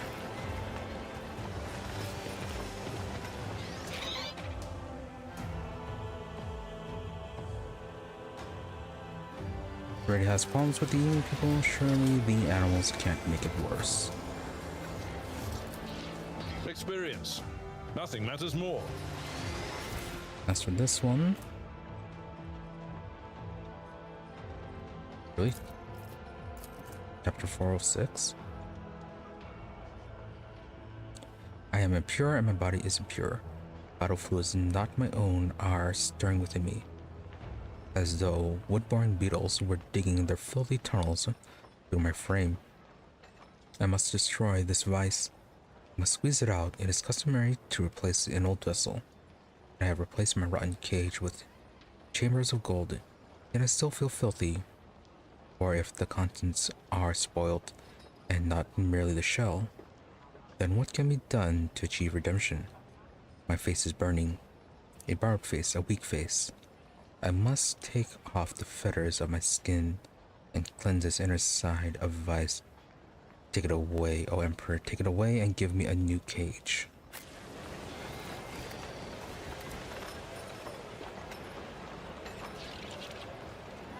Maybe not Chancellor, maybe he replaced the governor. An expected result. They're just all face stealers.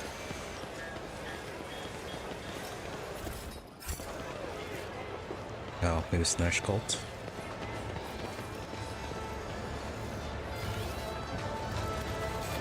To have risk in the sculptor.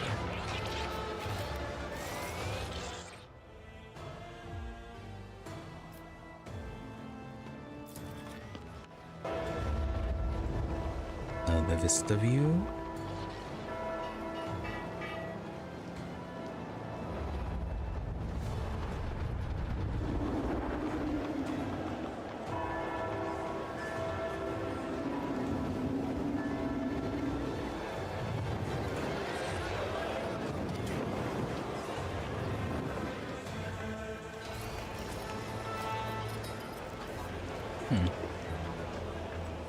Impressive, considering the level of tech, supposedly.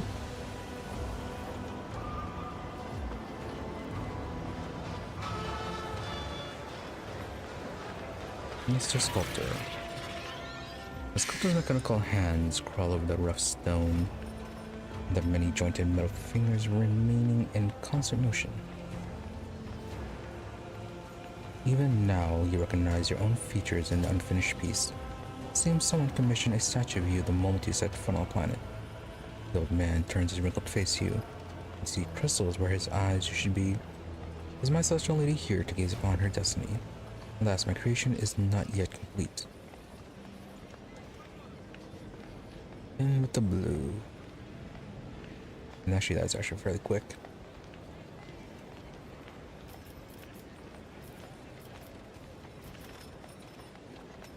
You got the Governor's Destiny sculptures too. The hand medics are most impressive. Such implants are impossible to come by on feudal worlds. Where are you from? Lord Roldo had my limbs replaced before he took me from my home planet. It was long ago. I have since forgotten what my land is like to touch. The sculptor's mechanical arms are pierced by sticky tubes, and the elbow joints have all but worn down. It must have been a decade since these implants were last serviced. Such neglect often poses a serious threat to a person's life, and yet the old man's skin looks relatively healthy in the spots where flesh and metal meet. The man appears to belong to a rare variety of psychers, pyromancers capable of recovering even from otherwise deadly wounds and disease. Alright, so a lot of self-healing. Who exactly are you? A humble creator, the governor's first sculptor. Tyrisk, who has the honor of shaping the destinies of others but not his own. Tyrisk's sculptor turned his head to you. You may see no pupils in his crystal ocular augmetics.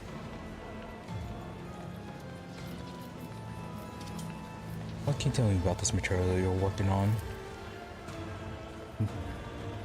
This is Thasurium, a fascinating stone born from the bowels of this planet. Like any other kind, it bends and melts beneath the sculptor's tool. But for the sculpture to come to life in earnest, you must put the very soul into it. One of his hands emerges from behind the statue and gently touches his head, seemingly of its own volition. The soul, however, obtains calluses the more the sculptor works, and mine has long since become covered in scabs. The blue veins of the statue flare faintly under your gaze. The stone undoubtedly possesses psi-focused properties, allowing the old man to concentrate warp energies in it and amplify them. Okay, so yeah, maybe not Genestealers, but probably heresy.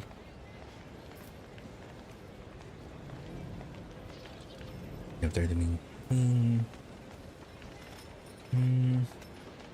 yeah, either Zinch or Slanesh. I do not quite understand. Are you a psyker?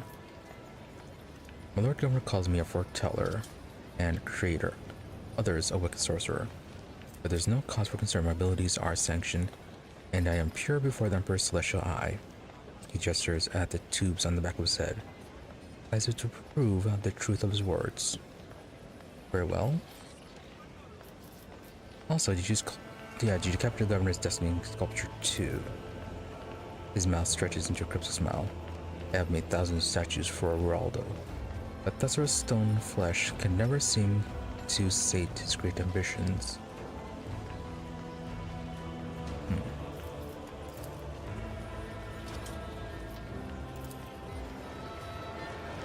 So what is a connection between the stones and stealing faces? Curiosity sings in my veins.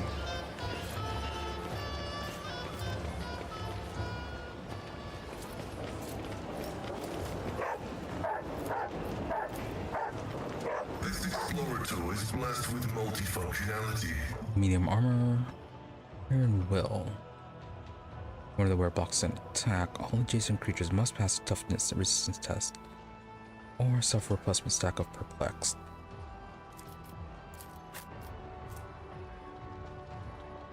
Not as good.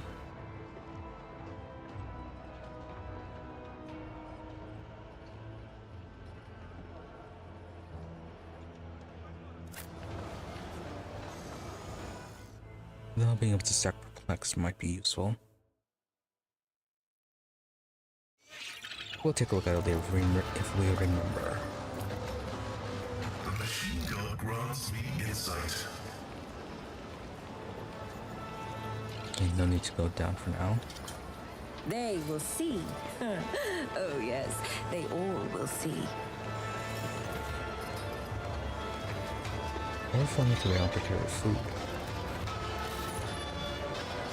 Another easy feed does 100 mouths, but the servants are unlikely to get even a morsel of this feast. As they shouldn't.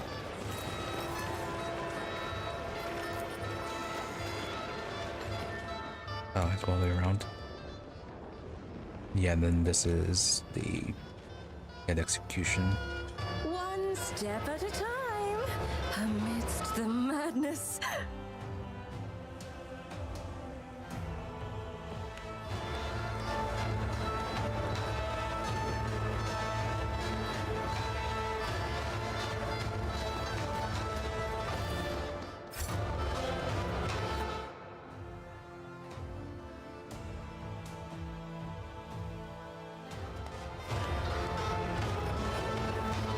I critically interact with those.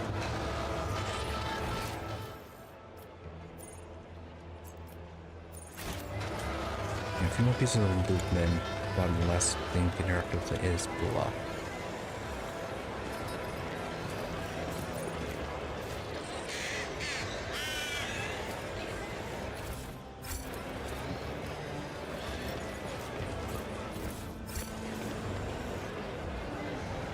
In this tapestry of a world, I am the rogue thread.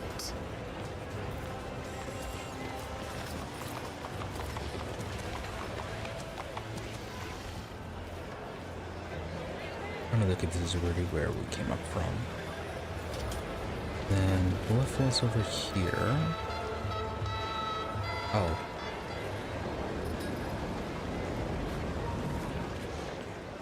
Okay, was with the whole execution deal.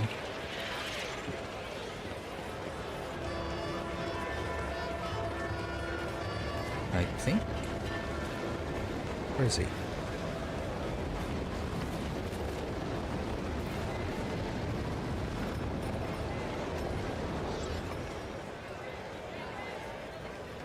We saw him earlier.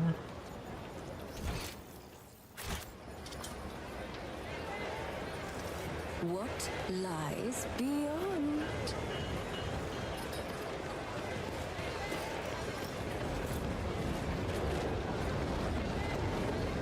Is it up here?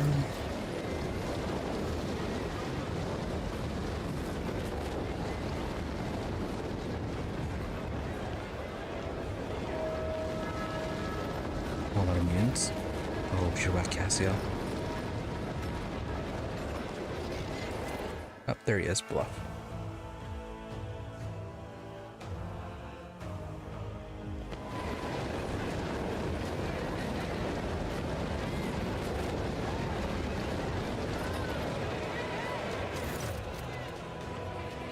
Ottawa is scorched. You see a man with a cruel grimace on his face and hands disfigured with burn marks. Behind him stands a ghastly-looking mechanism, adorned with polished skulls and gigantic proportions. The eye sockets at their edges melted and gaze darkly at the crowd with the promise of inevitable punishment.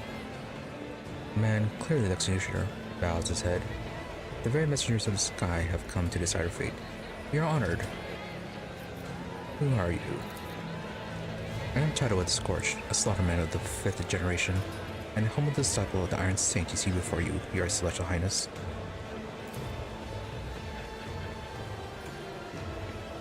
Knave. Master Chadwick knows no mercy, and his hand is unfailingly firm in the sacred cause of administering justice. Knave is careful to keep her posture straight, but her frightened gaze is deliberately averted from both the executioner and the mechanism behind him. And hold on, be right back.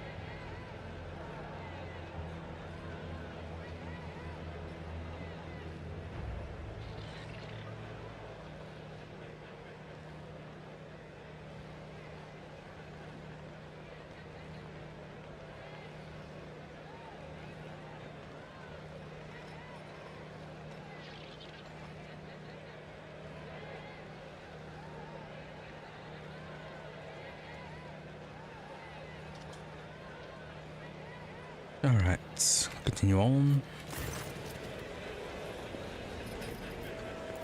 What is structure?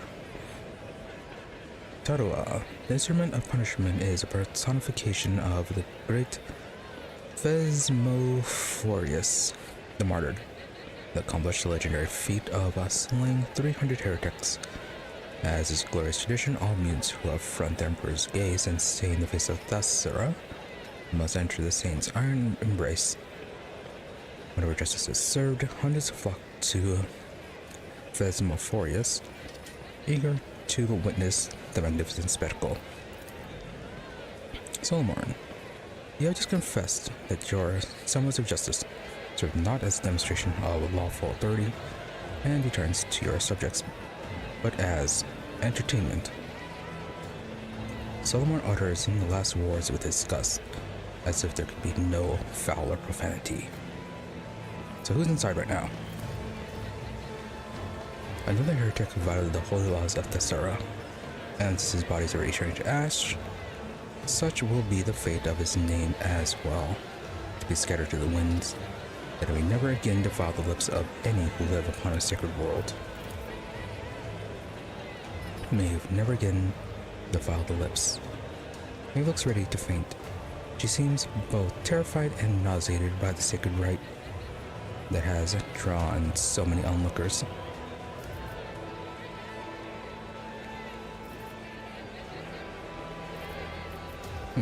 That concludes the incendiary atrocities for today. Amidst such a glorious display, do you have anyone else left to burn, perchance? While the Imperium punishes those who deserve it, was that the last of the accused for the day? That was but one of the first bodies set to soak the Phasmophorus.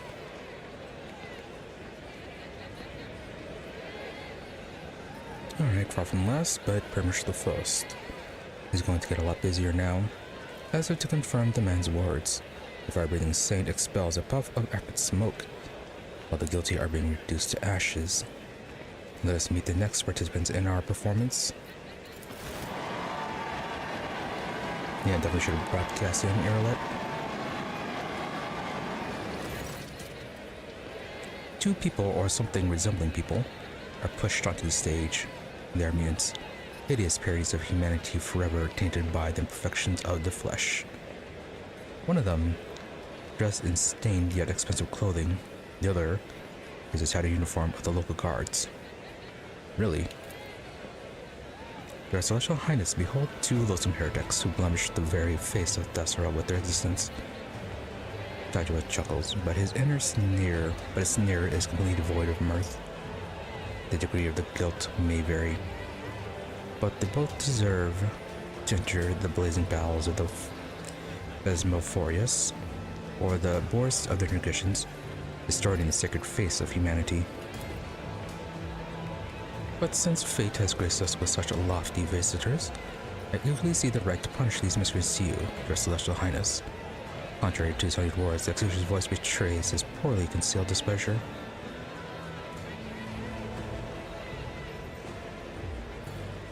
What do you mean by the degree of the guilt may vary? Toto fixes you with a fanatical stare. One of them, despite being one of the highest lords of Thessara, spat on a world's custom by refusing to alter his destiny. The other did change his fate, even though he was just a lowborn wallowing in the mud. Solomon, what Alexa's name did I just hear? Solomon raises his voice slightly, indicating that the unusually impassive arbitrator is profoundly indignant. I normally have no trouble passing judgment. In this case, I don't even know where to start.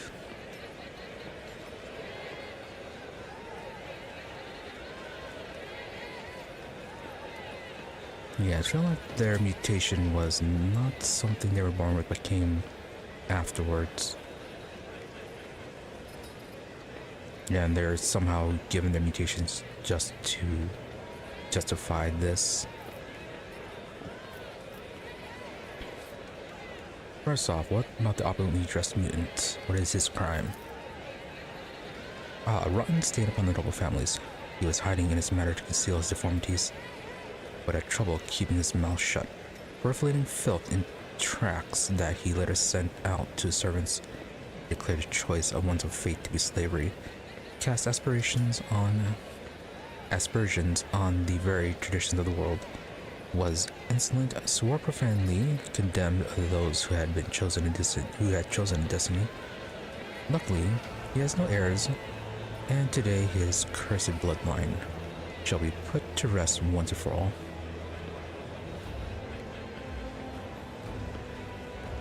Maybe they're still in faces to change their destiny. The ritually garbed mutant moans something. You notice stitches on his disfigured face.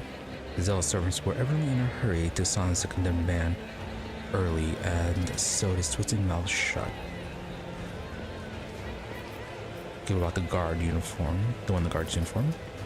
A thief, a brigand, and a murderer. There's no way to list all the crimes lying upon this freak's conscience.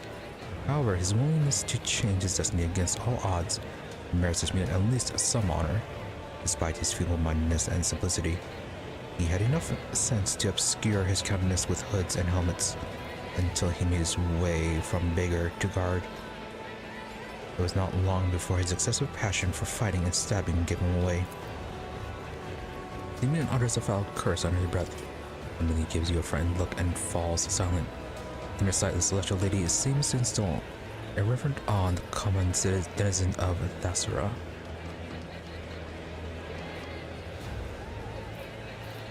The appraisal of our mutant despite the vicious acts that he has committed.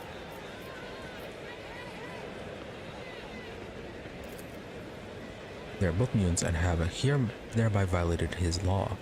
Yet when one finds a spark of nobility in an abject commoner, one cannot help but feel a grain of respect for them. This heretic may be of low birth, but he does not flout the values of Thasura, the way the nobleman does, and thus honors our tradition and his will. Born into the rabble, he applied all his abilities and his skills, defied the restraints placed upon him, and crushed those who stood in his path, all in order to forge a new destiny for himself. Solmer, freedom to change his destiny. Solmer repeats slowly with an undertone of utter disbelief. But what he's hearing, even you, a degenerate, should know that everyone has their place in the God Emperor's plan from birth, and that any attempt to change that is a violation of his will. Yeah, I'd rather disagree with that on Solomon. Because who are you to say what your destiny is? Or to interpret the God Emperor's will, I mean.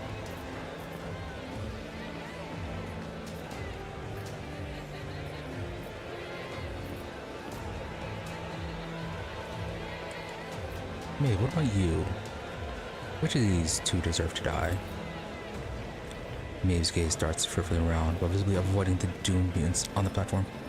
I am of too low a birth to take on the burden of being a judge, my celestial lady. You're not dodged. Alright, decision.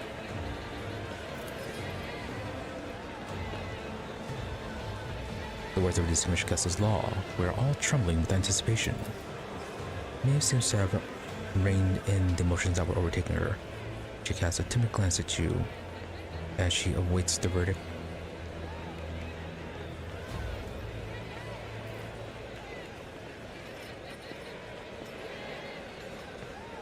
Let's see, what was her reaction? Which one does she first told or have a reaction to? Has some sort of reaction. Okay, no, that's too far.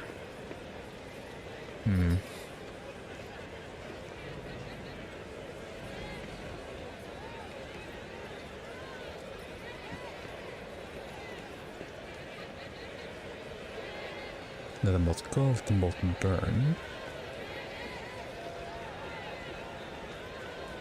Let them both go. The assignment entitled his eyes fades away. A merciful decision, your celestial highness. Savor the gift of freedom bestowed on us by the holder of the key to all destinies, and by his messenger. Begone, you disgusting spawn.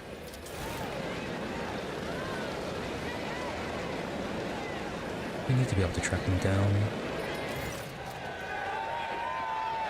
Left the court full.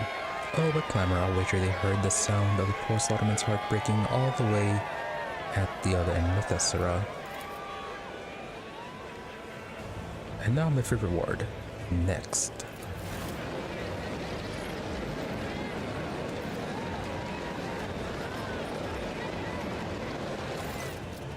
A pale bony creature barely able to move its legs enters the stage in place of a mask. It turns a horrific medley of features towards the world. This ugliness, however, is nothing like that of the previous convicts. The thin, squeamishly twisted mouth is fused to the cheekbones. Malicious eyes peer into the crowd from under a hideous fold of skin. The face of this heretic appears to have melted and congealed.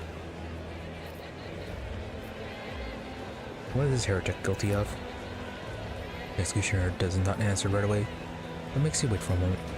His crime is more grievous than any of his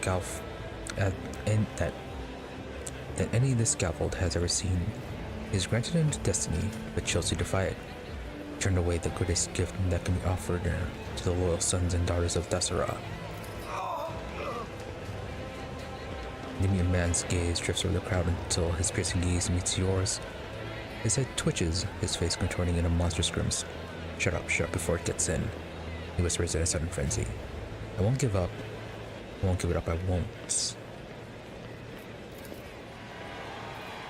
Love. Oh no. We didn't come here for you to stay quiet. Squeal now, and squeal louder. The crowd takes up the fool's outburst and begins demanding more screams. To Bella, she whispers, without taking her eyes off the condemned man. You're not the master of your own shadow. The shadow reigns over you. You are alone. Well, there are many, but why?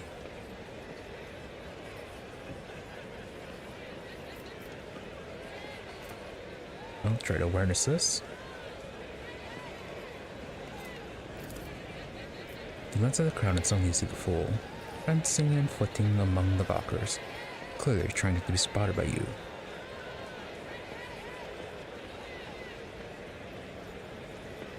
Not just one time to teach the gathering a lesson. Shoot bluffer's insolence.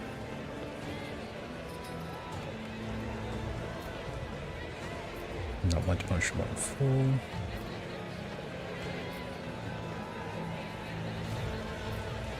Let's all more handle this.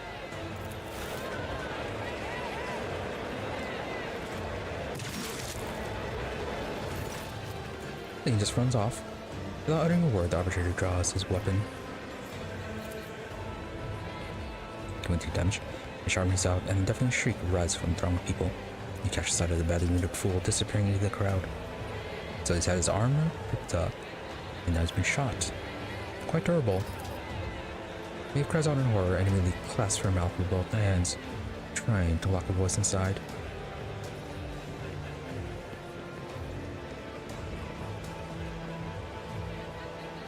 Yeah, I do kind of gotta keep in mind that was her brother. Yeah, I kind of forgot about that. So what happened to his face? That's from fever. You are not worry, your celestial highness. It's not contagious. Then how did he catch it?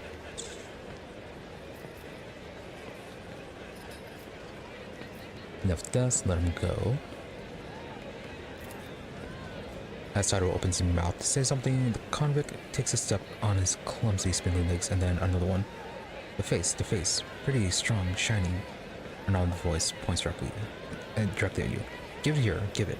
Give it to me now, that one. Take mine, it's not mine. Take it.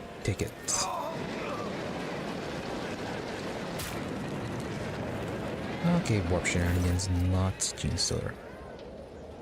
The madman raises his crooked finger to his face and sinks his nails into the sagging flesh. Shrieking with what sounds like relief, he tears off a piece of his cheek, then another, and then one more. Falling to his knees, he frantically scratches his own eyes out, smearing blood and clear ichor across his face before collapsing dead on the platform. A sudden rumble draws your attention like a rock fall tumbling down a slope. The thudding of feet and mad screaming overwhelms. After a moment, you see the source of commotion, a throng of mutants charging straight at you. Yep, time to fight. Oh, Tadua dead.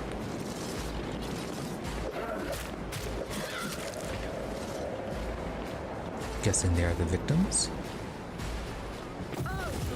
But we're killing them all the same. Of your demise. Tadua's scorcher. Oh, okay, he's only unconscious.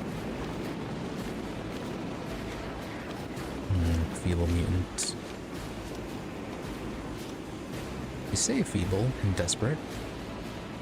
Rotten. Don't think they have anything in range, doesn't look like it.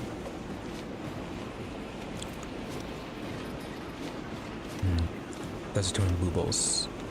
Oh, maybe it's Nurgle. About to burst. Rest of the target blows up, dealing 24 to 30 warp damage to all non-mutant targets. Nazarene Fever.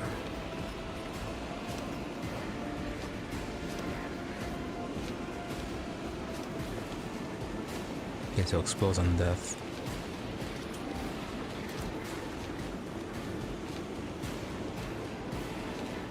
Really, and we let you go?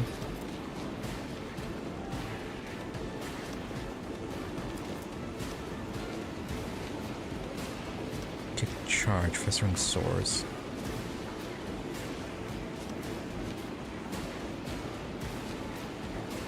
Unbearable itch.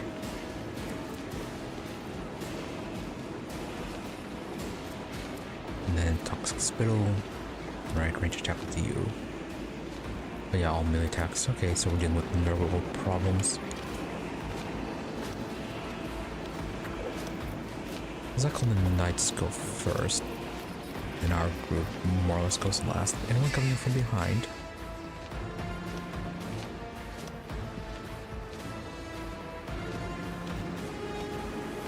Oh yeah, Maeve, where are you? Hopefully she ran.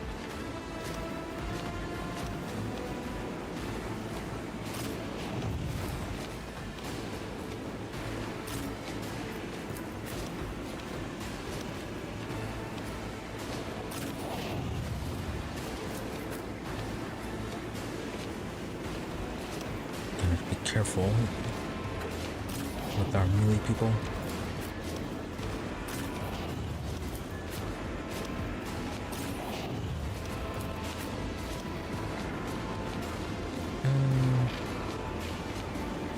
Yeah, this will be fine. She can set them on fire. Gamma, when does she go? Okay, she goes third.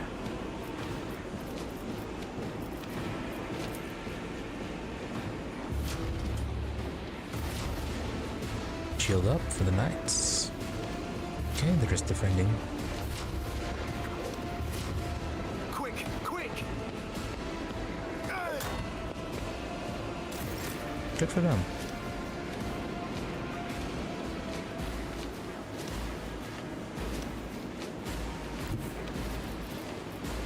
Guided by faith.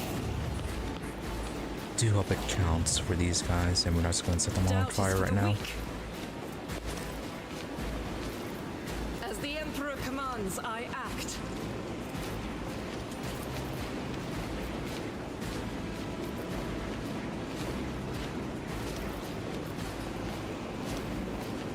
Faith without deeds is worthless.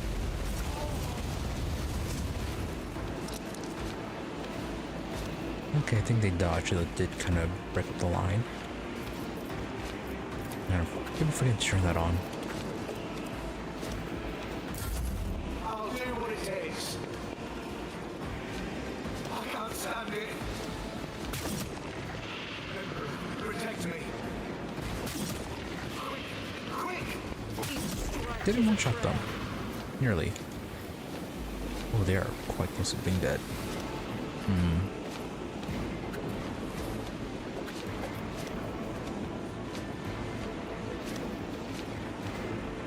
How much are you going to explode for? 25 to 30 warp damage. Okay, we have to kill you at range.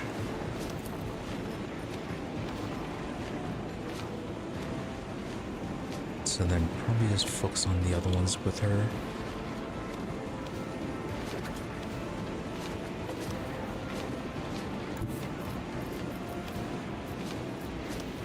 As honor ordains.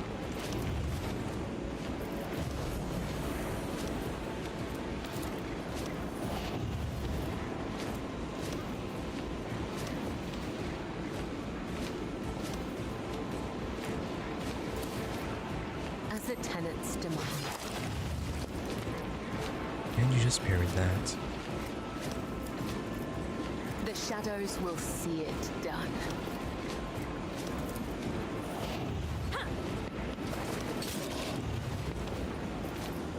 As honor ordains. This way! Protect me. Okay, this is actually gonna be a bit rough. I will endure.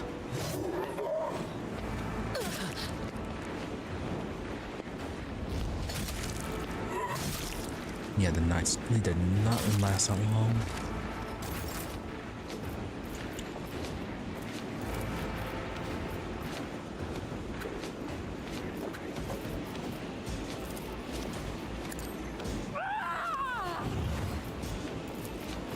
A genius at work.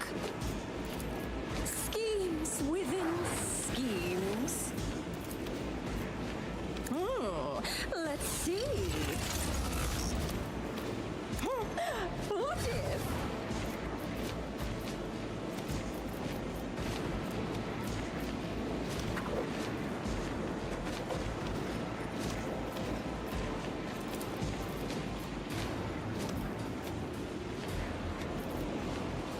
A wicked thought.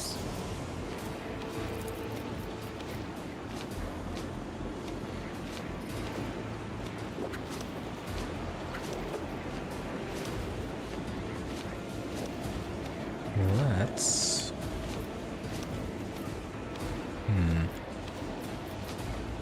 There's Solomar Argenta. Solomar could shotgun him away. And then send Blato off with the feeble mutants.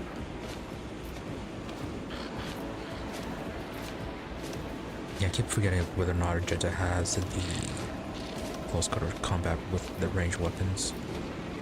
Or else she's going to provoke a whole lot of attacks of opportunities when she attacks. And let's give it to Solomar. Within schemes.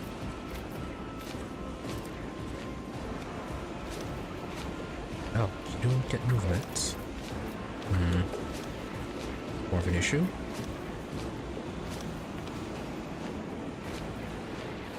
The order's clear. This is inescapable.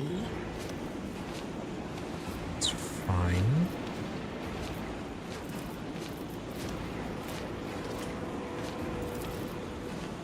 But Blato, apprehend. we're undertaking this task.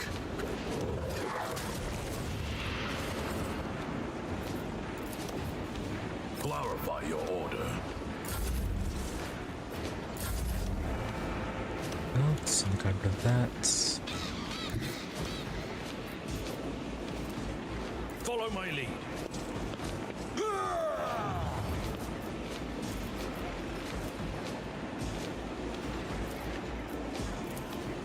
At your beck and call.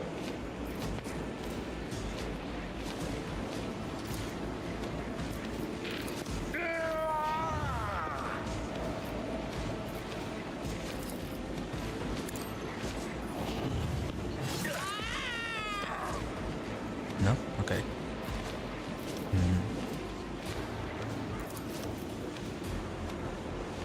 Indeed.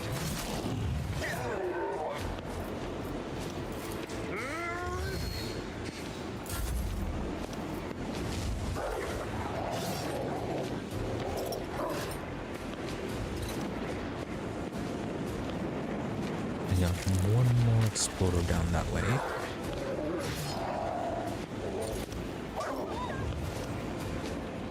For now.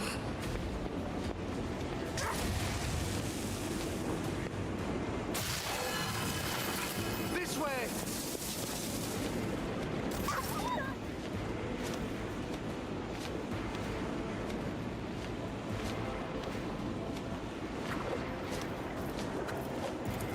Now wait till like this one.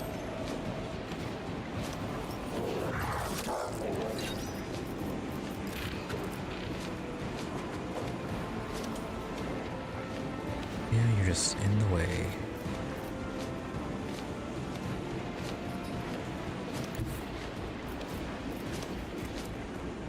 Okay, yeah, I just wanted to melee him. Mark the target.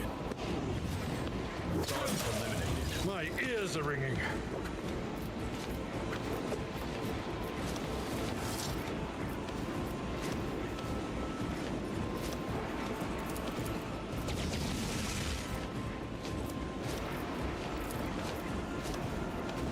One of us would be enough.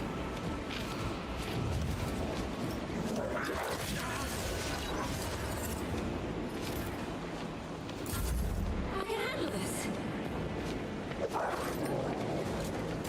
I'll do what it takes. Endure. What was that?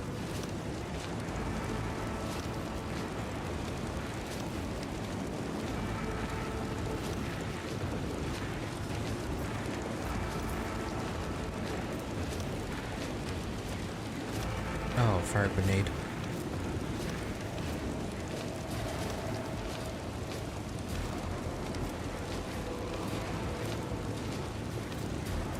Trembling mutants.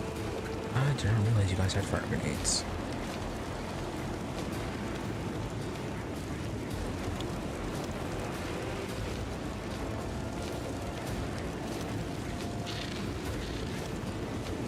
There you are.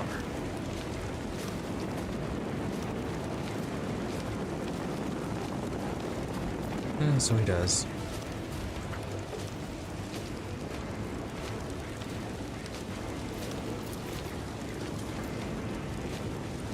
The Omnissiah knows, comprehends all. Gonna move then.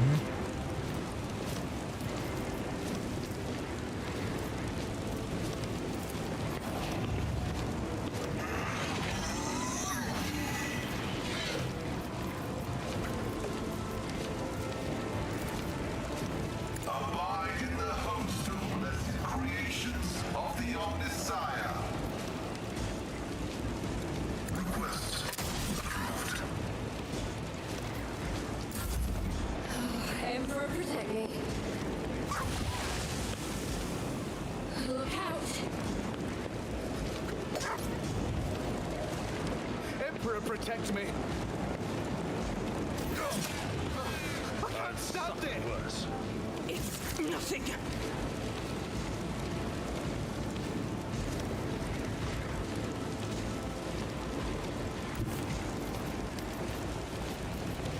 I'll do it.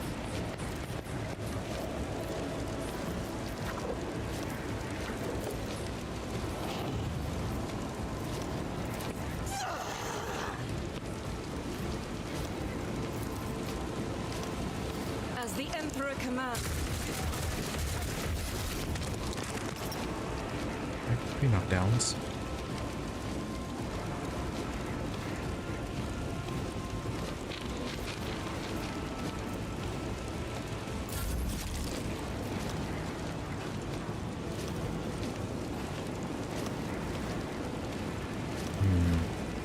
Let's send Abelard down to buck these guys.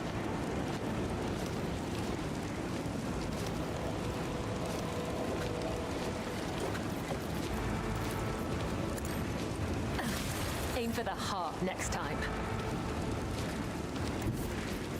A dance of blades and shadows.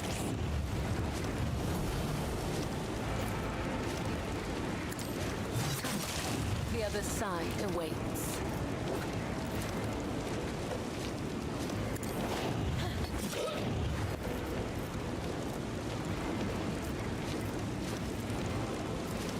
I shall not fail. As the tenets demand. Death is a blessing. Trust me. The other side awaits.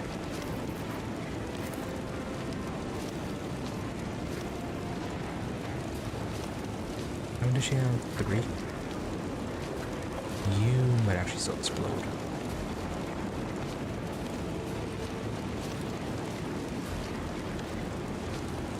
The shadows will see it done. Married. As honor ordained.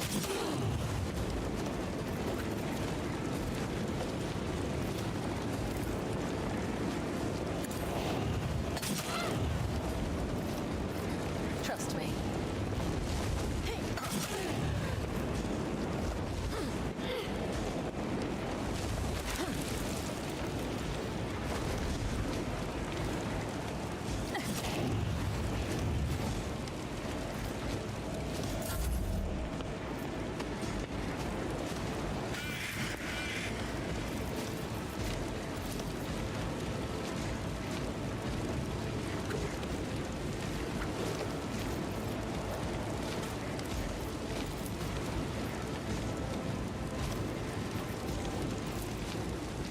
See, move forward a little bit. Let's see.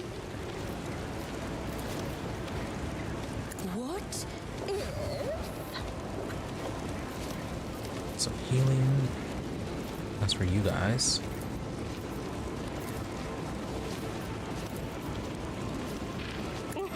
A wicked thought.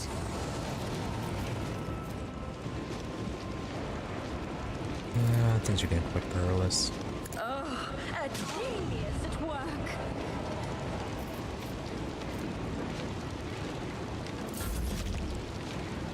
Oh, I forgot to use her bring it down command.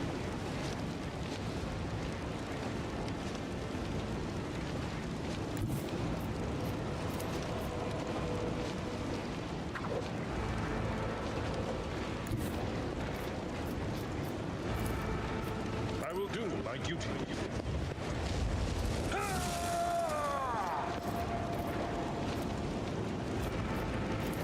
At your beck and call.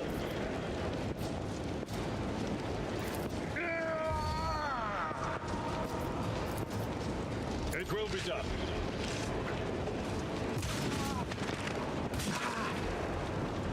Very good.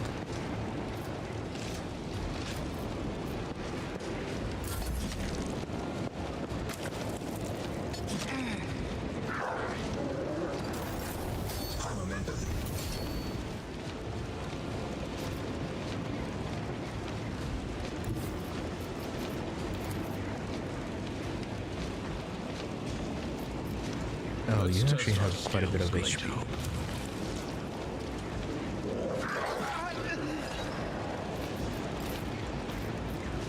I don't know why you haven't exploded yet, though. Plato, we're undertaking this task. Understood.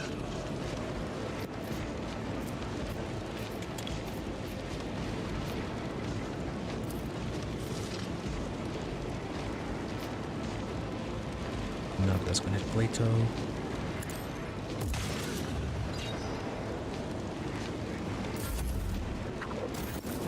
Emperor, protect me. Are you gonna throw grenades? So yes, you are. You are a terrible, terrible mutant. Still standing. My vow.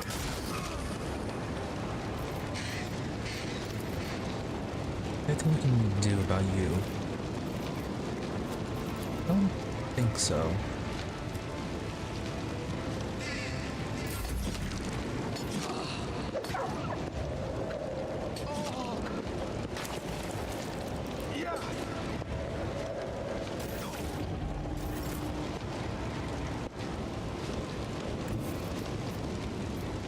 God, Emperor, move through me. Be the fire in my heart.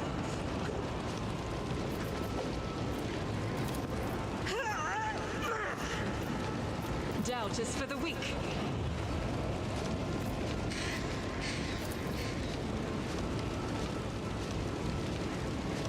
As the Emperor commands, I have it escaped the Emperor's judgment. Oh, it's probably those are 4. Yeah, it's controlled shot doesn't work with that. I will not die in dishonor. Yeah, Cabela might be able to take out a large number of them.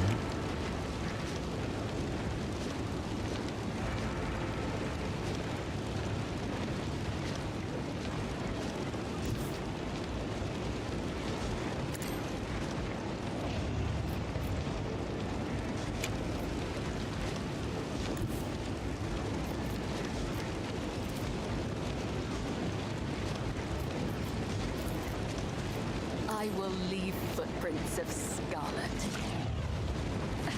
I feel nothing, fear nothing.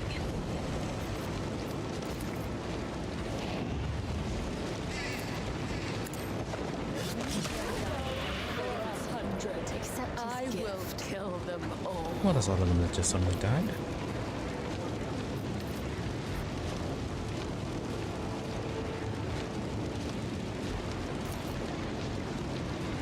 Oh, big goes down.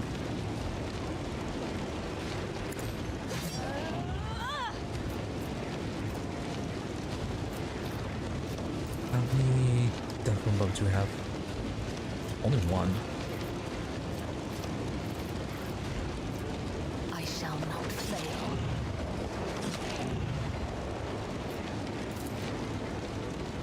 Trust me, death is a blessing.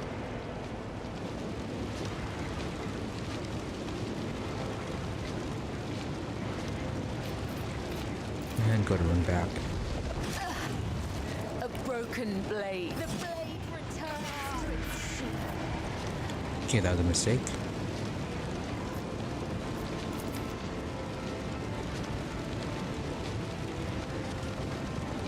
Yeah, I've only got anything that could have healed her. Oh well.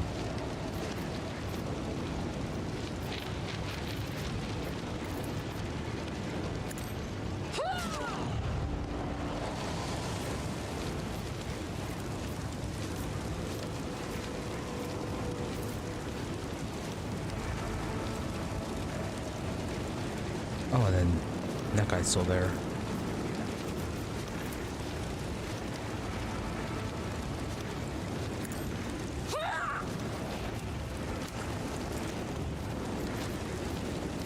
Oh, a wicked.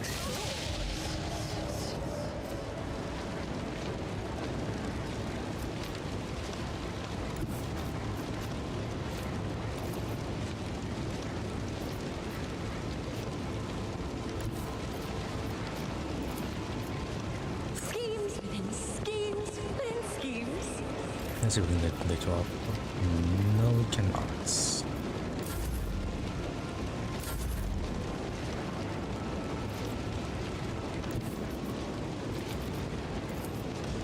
I'm not interested.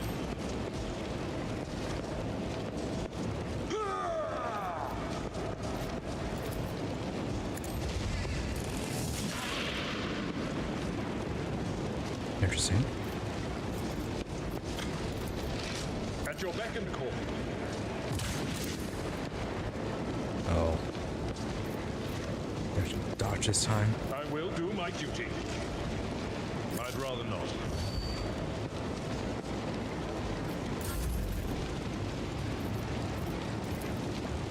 An arbitrator's dog is hard to kill.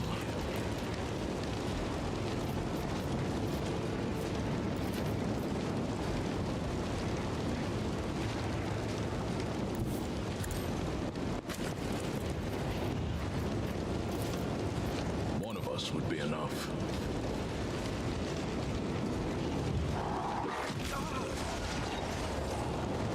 That's a Morgly toad. Quick, quick!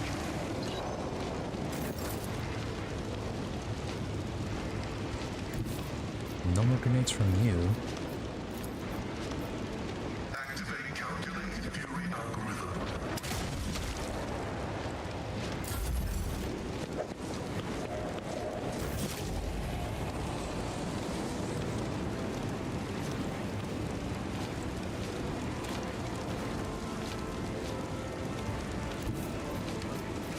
The enemies of the Emperor will be undone!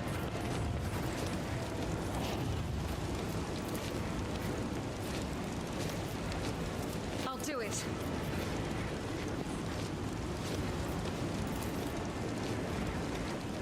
Words without deeds. I'm not English. I'm enraged.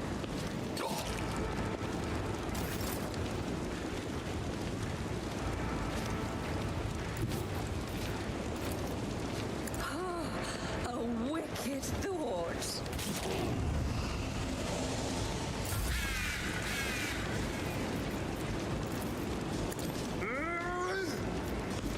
It will be done. At your beck and...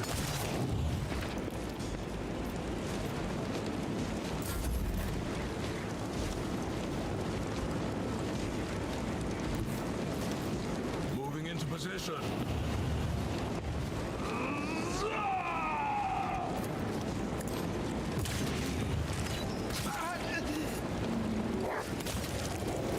Good work.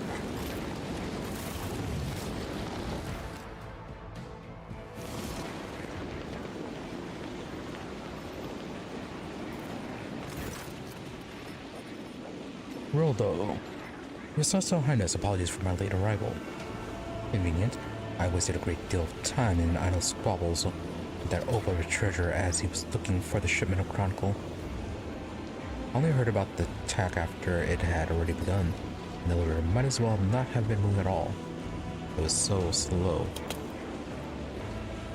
Somewhere the treasure, the elevator. Who are you going to blame next, Governor? Are you the ruler of this world or a casual onlooker? You'll take measures immediately and restore order, or I will conclude that you are sabotaging the rogue trader's visit, either by intent or simply due to your own ineptness. The governor babbles in fear. I never thought. He takes a deep breath. The culprits, of course. The culprits will face execution post-haste, my celestial lady. Survey the square. An impressive silence hangs over the previously bustling plaza. People are taking in the carnage, clearly avoiding looking at you, but still catching your every word. You notice Maeve standing nearby, gazing around her with horror in her eyes. Find those responsible and bring them to me. Tadua. The condemned mutants broke loose and attacked the townsfolk. It's been a long time since anything like that has happened. Your Celestial Highness. They must have sniffed out that today's a special day. The executioner's lip curls, split by a blow during the fight. The commander was responsible for guarding them. He got careless. Commander Lucra. We haven't met you yet. His armor rattling, one of the knights steps forward. I am Lucra, commander of the fortress.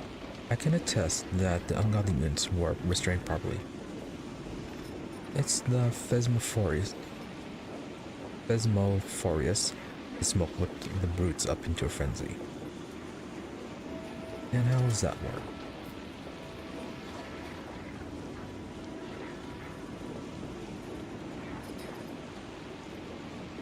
Strike the governor, for not for the tithe, you would be the one facing execution. And it's actually still debatable whether or not he would be.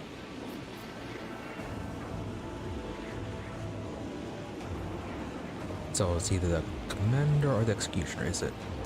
I shall make my decision. My celestial lady, I swear on my life that my knights and I did everything we could to keep you safe. We could have foreseen that the Phasmophorius, after gorging itself on miscreants, would start driving mutants mad with smoke. Tadua lies. The Phasmophorius does not taunt the heretics, it fills them with terror. Shift the blame for your own failure onto a sacred weapon of justice, the heinous crime in and itself. Commander is guilty. Executioner is to blame. There's been enough death, I will order no executions. Make them beg. Or toss them both into the Phasmophorius.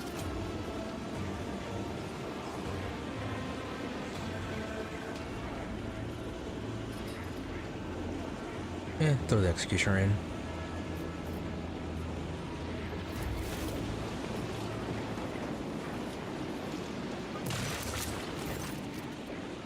There's no change in Solomon's expression as he performs the execution. Title: Its Scorch expires without making a sound. Ooh, Fatebringer. Another two-handed sword, only 15 to 17. 100% armor penetration. Oh.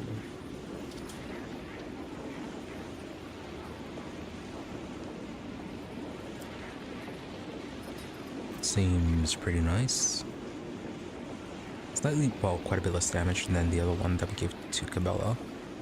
But the armor penetration, unless the other one has armor penetration as well. We shall see. But yeah, I think armor has been quite a bit of an issue with her.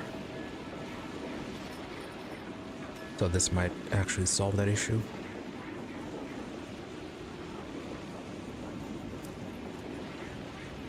Well, though you are a savior today, your Celestial Highness, and in gratitude, please accept this personalized sword from my treasury. Fatebringer once decided the outcome of one of our feuds, killed the rebel leader, and peace has reigned in the planet ever since.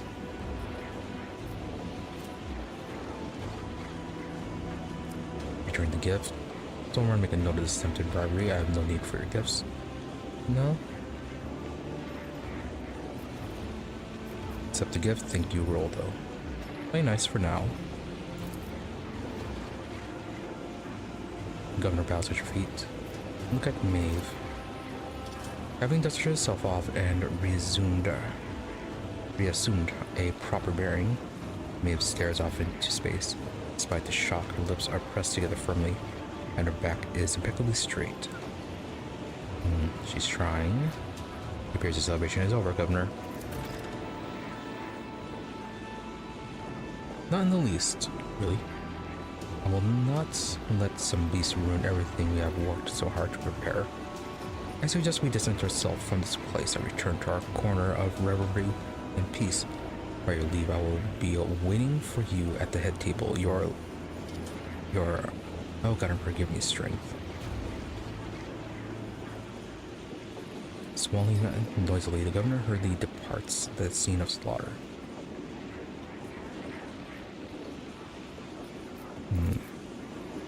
What was that about? It amazes me that the idiot just underpaid the tithe and did not somehow lose the whole planet as well. Solomon pauses, pensively watching the governor leave. Fine a feast it is. I am sick of the stench of burnt meat. Let's try a change of scenery. Maeve, her face pale, raises a hand. My social lady is only a few steps away. Noble lords are already lifting the glasses in their savior's honor, awaiting your arrival. Shall we proceed?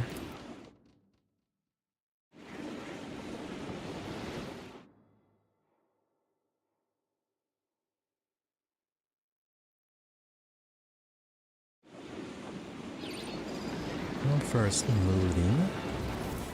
Don't imagine we can get much.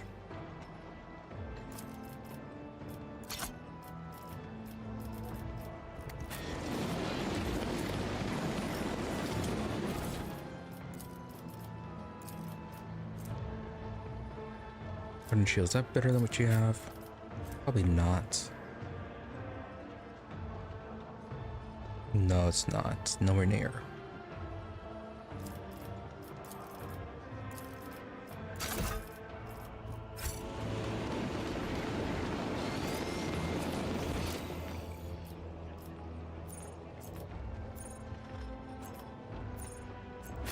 Oh, we must have moved down there.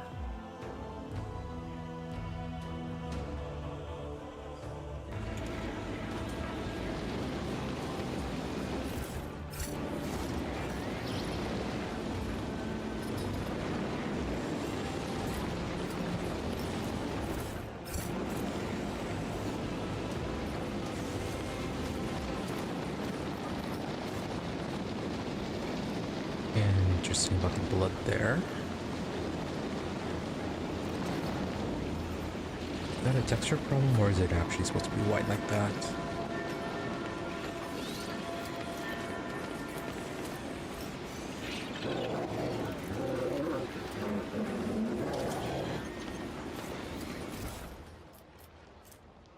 Radiant shield. When the wielder blocks an attack, the attacker must pass an agility resistance test or become blinded for 1 round. Interesting. Okay, well, no, look at this one. So, the one grants temporary wounds, the other one's kind of does nothing.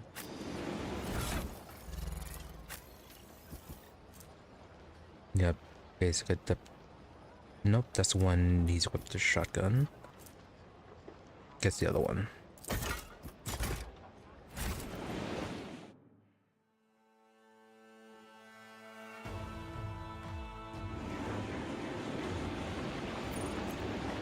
Cupbearer. Patience! Oh, my nerves are frayed.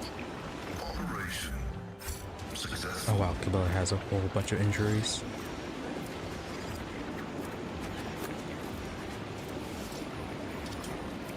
Ran her through the fire a bit too much. Look at this anymore fighter, she's probably going to be useless. Cupbearer. Dark Moon Amasek is pouring out a ridiculously gaudy fountain. The eager cupbearer hands you a goblet filled to the brim. Have a taste if you please, my celestial lady, which has been maturing ever since we laid the cornerstone of our citadel. We tapped it to celebrate you. You always have Amasek falling from that fountain. By no means, such frivolous success would impede us in carrying out our burden of service to the Emperor. It is only on truly great days such as today that the fountain pours forth this noble beverage. Besides, even the sturdiest of servants could not work to pump for days on end. The pump? Naturally, it requires the grueling labor of dozens of sturdy workers to create an upward movement of the liquid in the pipes. It is a most useful contraption. Probably best not to drink anything right now. You're not a protester. Should you change your mind, I am always at your service.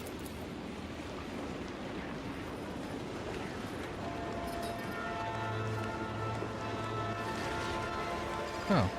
Are you the one that we freed, or are you... Oh no, that's the governor.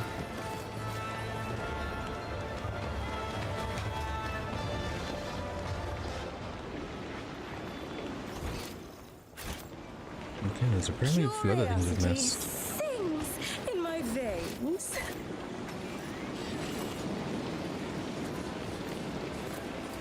Not singing though.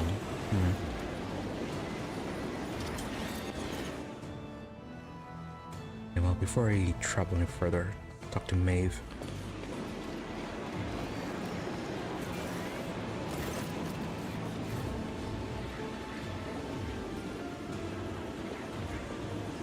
Really, nothing new. As you're here now, show me how peasants entertain their nobles. What would you like me to do? It's not how to dance and sing. Put them off my shoes, dance for me, sing your favorite song. Maeve nods apprehensively, then closes her eyes and begins. With great care, she sings a passage from some local hymn about the Emperor who holds the key to all destinies, unlock the heavens against invisible monsters and enemies of humanity. Her voice, though trembling with nerves, is surprisingly pleasant to listen to. What song is that? Story of humanity's deliverance from darkness. The song once a moon life as a reminder of the great deed of the God Emperor. He used a key to all destinies to lock the world away from wicked things. He walled himself up in the great tower of humankind along with all the people. He would have ascended the stairs, but he chose to say, for our sake, though we are unworthy, we must remember this deed. Alright, pleasant. Blush erupts on Maeve's cheeks. Thank you. To me, there's no reward greater than your praise. Now how about a dance? Maeve closes her eyes after listening to music only she can hear, and begins to sway. The dance is made up of simple movements, but the grace and ease with which she performs them adds to their charm. When she comes to a stop before you, in a final curtsy, her cheeks are flushed. I hope this humble dance was worthy of your eyes. Teach me to dance? Give it a try. Nave smiles cheerfully. Movements are simple. Watch. Drift here, and you stretch your arms out like this.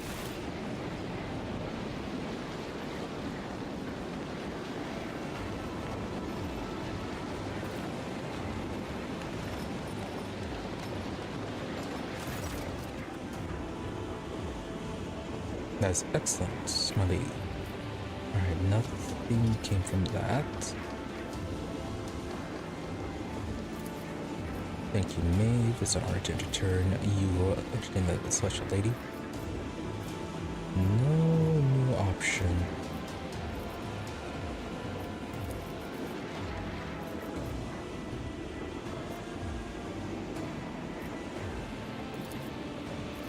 Yeah, nothing up with any of the other ones. Okay, continuing to walk.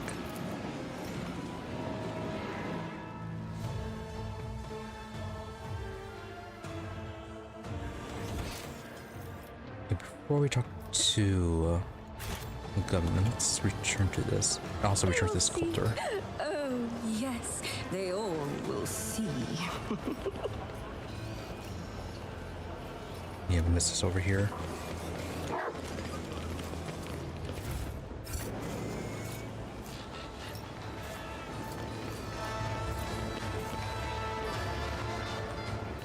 And then Mr. Sculptor Man, anything new with you?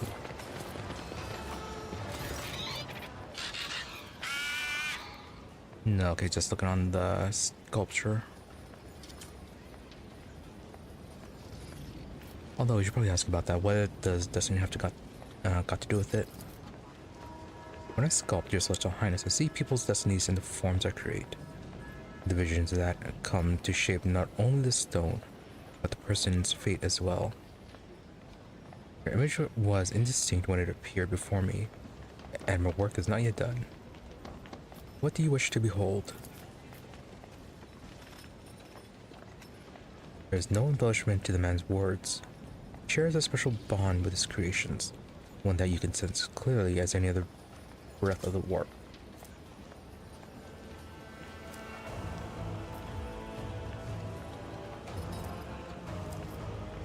Yes, as it could be because of Psyker.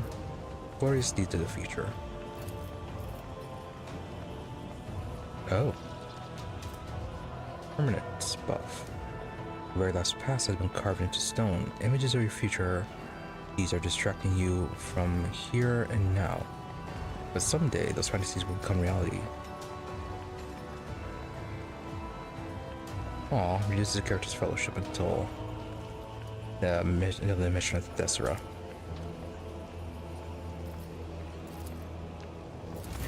That's fine, we're not using this. Well, not using a fellowship, I mean. Solomon, hey, bring me a cup of Amasec. Make sure it is filled to the brim. Comes an unexpected order from Solomon. Will be done, Lord Judicator. So what do you want to talk about? Solomon waits until Maeve is some distance away, then turns to you. I wanted to talk to you about the Observer. They have attached to us overhearing. He casts a sweeping glance around the courtyard and lowers his voice. You get the sense that what is happening raises questions that lack coherent answers.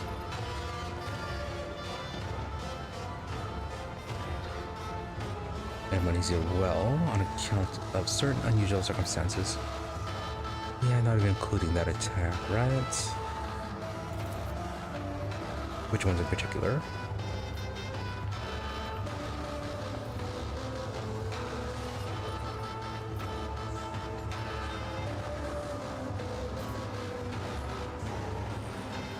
Oh, we can actually talk about some of the execution-related stuff.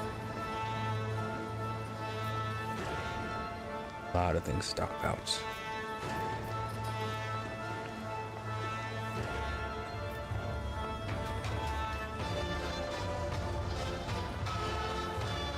Oh, we can talk about the chronicles we found.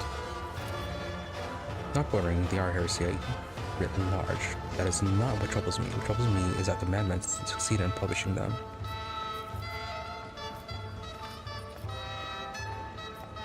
And then, thinking about the mutants, who was off about them? And it wasn't just a physical deformity. Yes, mutation is corruption that seldom leaves a person with a sound mind. But what the madman spouted on the scaffold, and what he told what he had done to himself, was beyond the pale. Then also the matter about the governor's barely sat really odd for local noblemen. Not too bad considering Raldo's ravenous fondness for food and amset, but astute observation nonetheless. I mean, still odd. Yeah, he probably had maybe a special saddle created to help him stay on. Oh, we can't talk about the horses either, though. Them being strangely ravenous. Yet the governor's strange behavior. You're not wrong in particular. I would like to note the governor granting preferential treatment to our attendant. Perhaps he needs her unconditional trust. Ensure that she does something, or on the contrary, remains uninvolved at just the right moment. Maybe the brother took the face of the governor.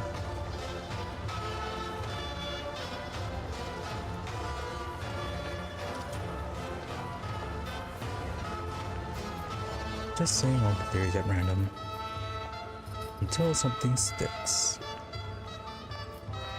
Then the local beliefs. What is the tribe about altering your destiny? God Emperor alone knows how many different cults of him there are. No two planets worship him quite the same way. Only a heretic would wax poetic about altering a fate that was ordained by the Emperor once and for all. Yeah, but who is to say what the Emperor's will is?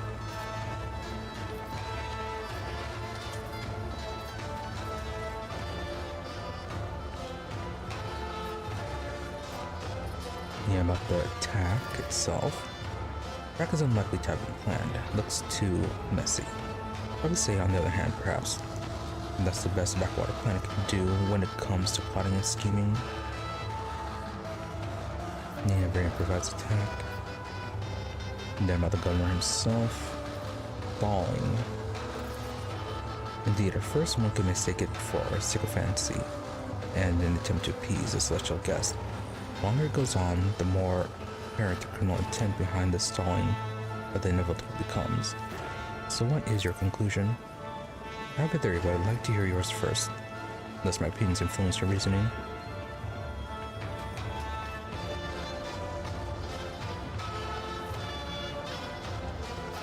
Yeah, I think we're going into some trap.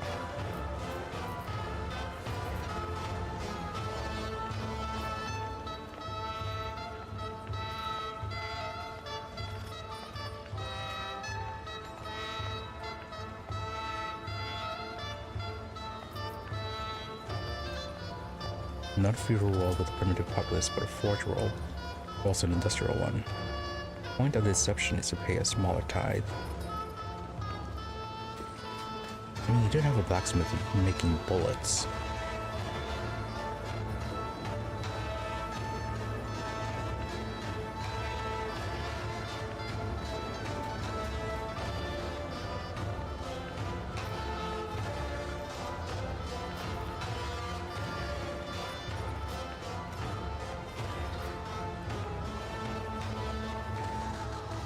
No, if they were actually advanced, then the servitors wouldn't be so poorly maintained.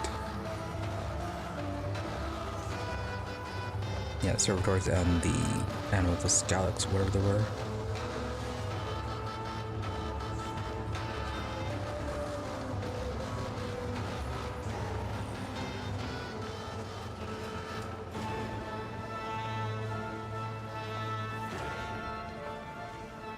But considering the mutations, cult would be more likely.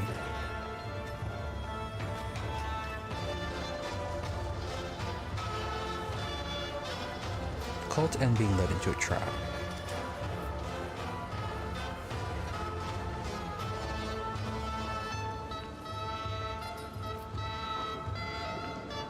Yeah, let's go with cult. Predicaments I usually get into usually involve a cult of some description. Vertical cults are not the only threat by far, but there's enough heresy on Thesaurus either way. My hypothesis is that it's not about the tide. This is merely a pretext to keep us here long enough, but we should play along for now, rather than think we've taken the bait while we wait for an opportunity to seize control of the situation. For that, we need to agree on a signal to launch a coordinated attack.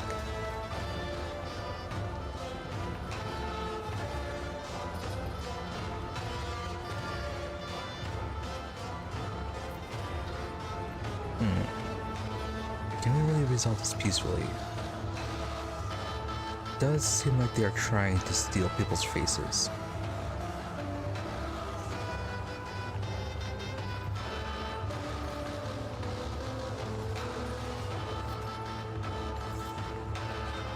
And they already attacked us once with that whole mutant business.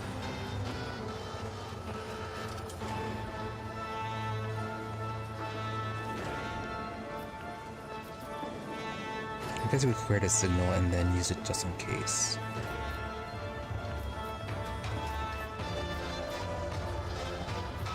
Worlds will be, Emperor knows. Understood.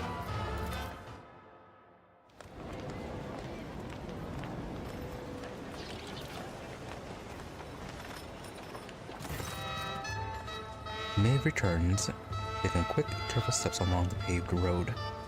A brimming goblet in her hand, Yamasek, my lord, having spilled a drop. Without a word, the arbitrator hurls a drink to the pavement. The splash of Yamasek is like a scarlet wound upon the stone that has been polished by 1,000 souls.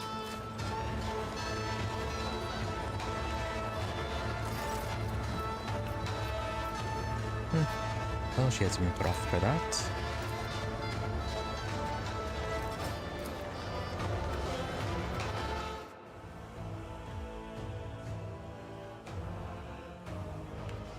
In this tapestry of a world, I am the rogue thread.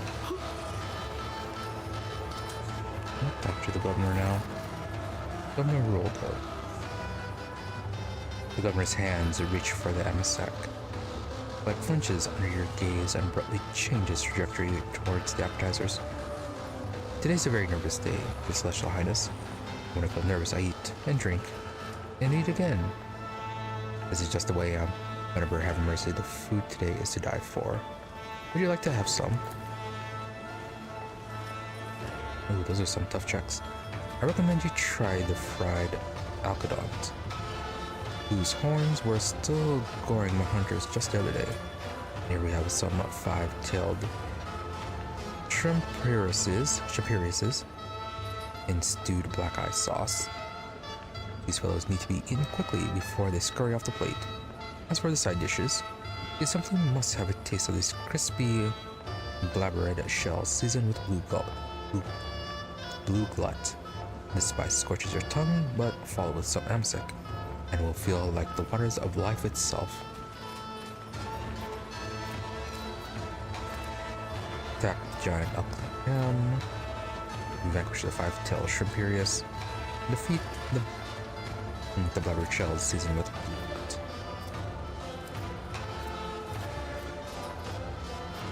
Yeah, I should try to avoid consuming anything.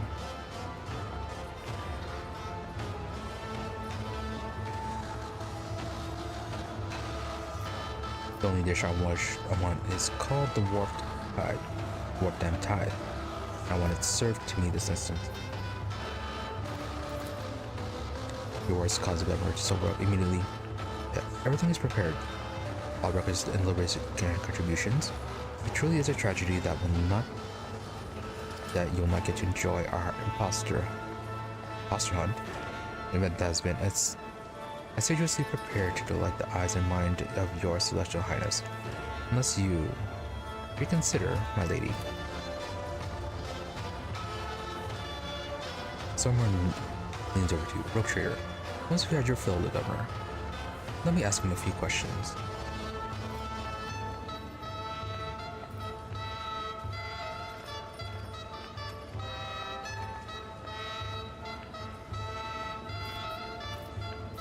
Let the orchestra be silent.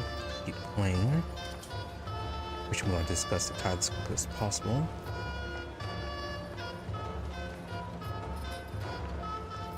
Now, first question on the hunt.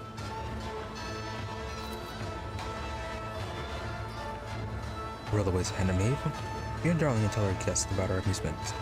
I am a little exhausted. Of course, my lord. The pause round takes place every moon life. Shortly before the event, servers are thoroughly cleansed of dirt and foulness combed, dressed in expensive clothing and mask, and invited into the courtyard with the rest of the guests. Nobles hide their faces as well, and then they try to guess who the imposters are. Telling one from the other is quite a challenge sometimes. The governor is impressed with him, and that is the best part. I highly recommend you try it. The Celestial Highness, it makes for a very interesting change of pace, and on the occasion the privilege of branding, if you will, falls entirely to you, your honor, celestial guests.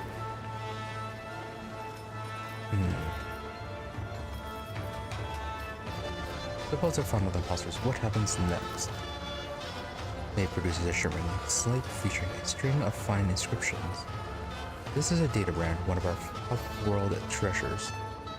We handle it with the greatest care, and yet all of Thesser's jewels and miracles cannot compare to the resplendor of your glory, my celestial lady. When you find an imposter, you need only mark them with this wondrous brand.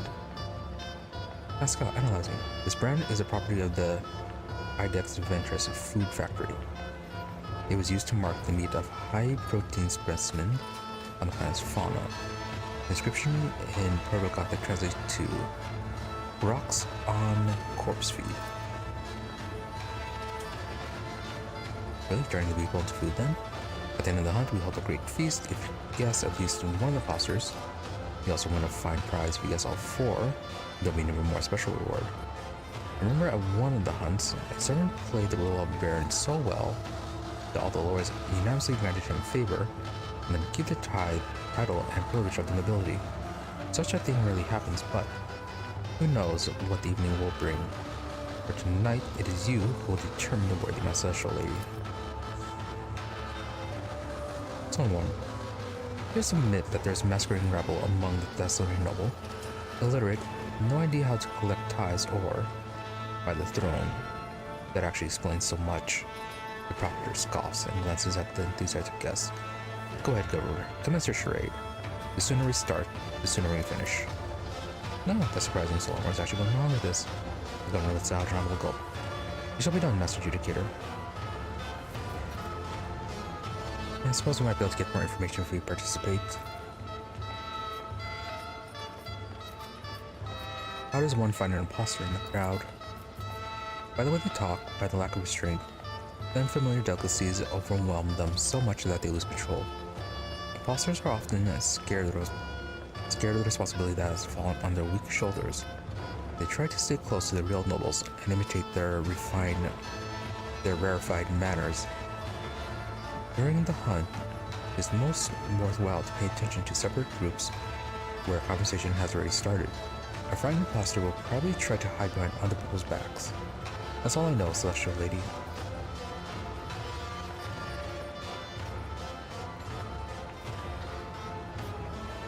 Okay, participate in the hunt. One step ahead, you assemble all the evidence to expose the conspiracy. Achievement gained. Marvelous. As soon as you are done with your search, OB. Dumber attempts to rise from the table, but gravity proves to be his superior. Data brand. 4 charges. Almost invisible holographic mark on anyone. Maeve, perhaps you should stay here, my lord. Maeve's gaze is full of genuine concern. That feeling may be right, Maeve. I will be waiting here, surrounded by savory dishes and plentiful amasec. Have a fruitful hunt, your celestial highness.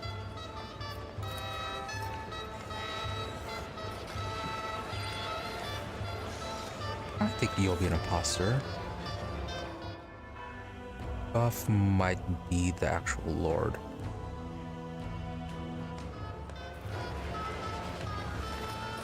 That'd be something.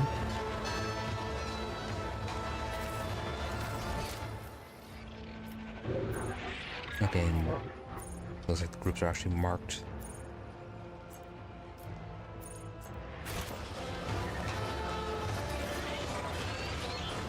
There will be no peace in my wake.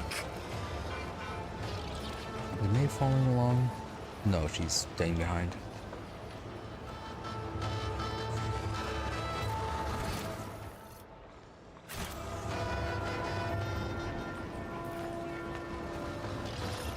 Okay, so a few new people.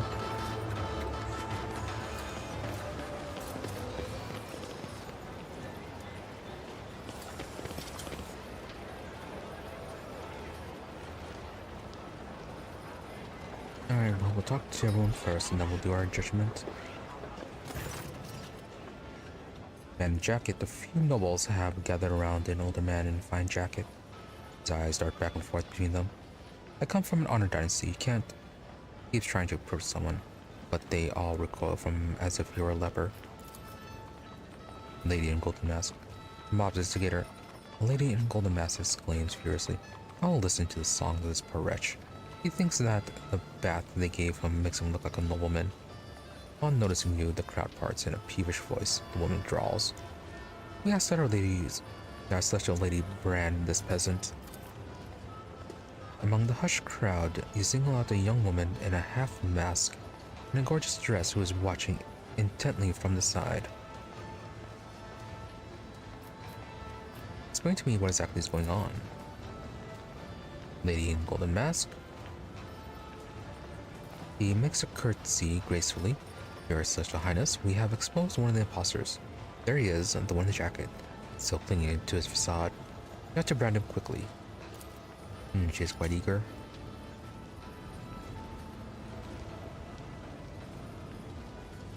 Finely dressed woman. The woman has been keeping her distance, now steps closer and whispers to you. My sister lady, I'm begging you to listen to me. This man is a member of a noble family. He is being slandered. Oh, these are some low offenses.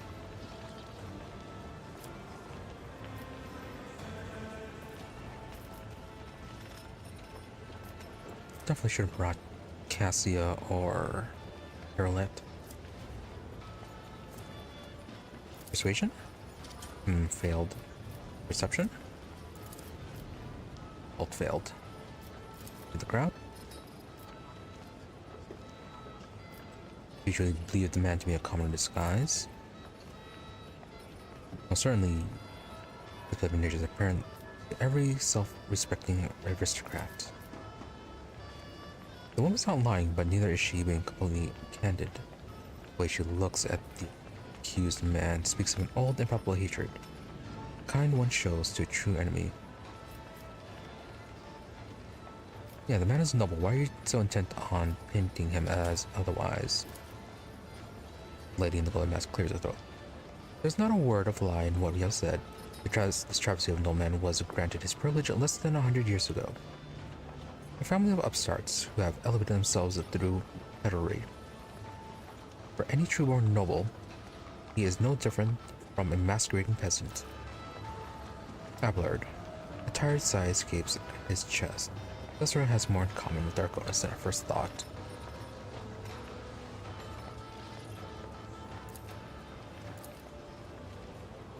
We brought the man. This lady knows how ruthless court intrigues can be. My family owned recently attained a lofty status, and many are opposed. Really, we have no option but to brand them.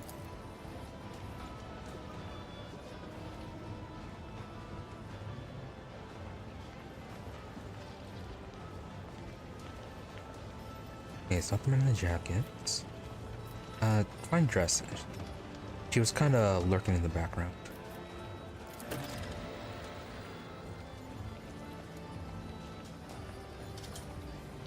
The young woman's lips curls with a mixture of joy and fear. She glances briefly at the man in the jacket, then gives you a bow. and sighs of relief and says, "Thank you. I knew that no intrigue could fool the celestial way." The servant sniffles and smiles at her lord, who averts his gaze. The woman in the golden mask scoffs and withdraws into the gaping crowd.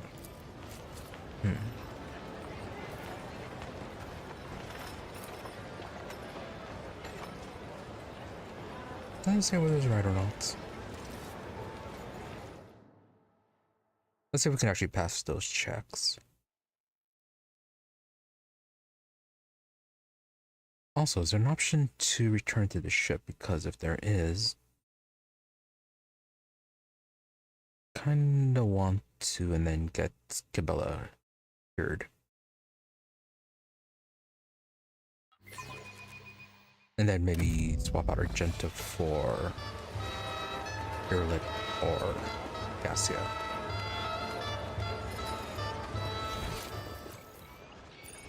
Yeah, we can't return to the void ship. Patience! Oh, my nerves are frayed.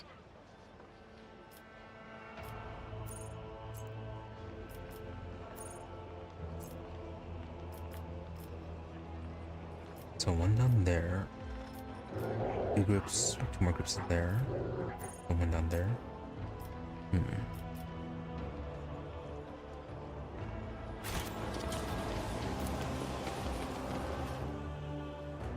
Okay, looks like we can return without a problem.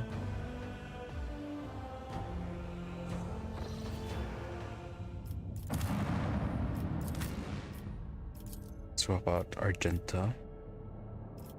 Or Cassia, show them a real mutant.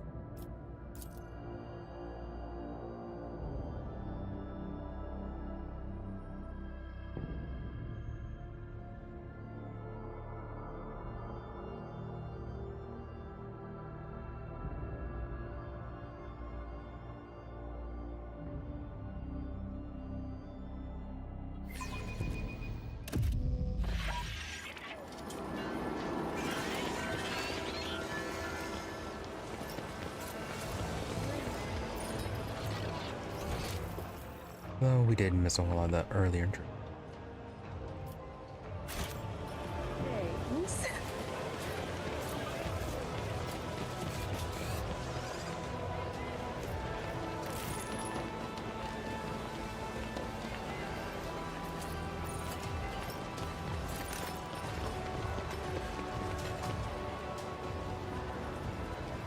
Okay, time for this. See if we can get something else with the checks.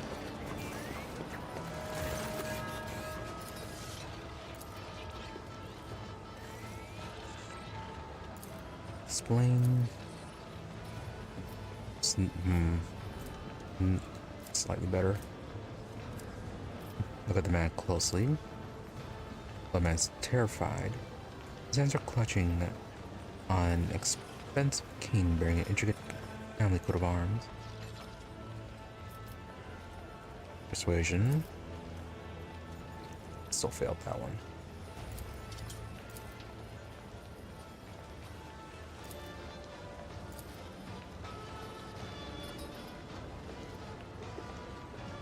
Yeah, still passing that check.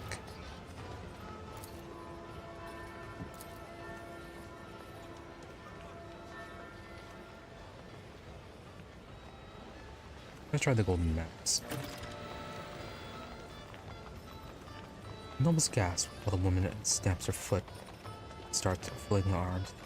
How dare you? I'm the son of a noble line. I'll complain to the governor about this.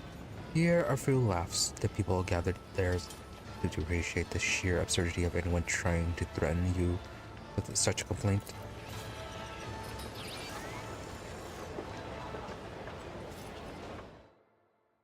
Okay, feels like safe to assume that it is the finely dressed woman.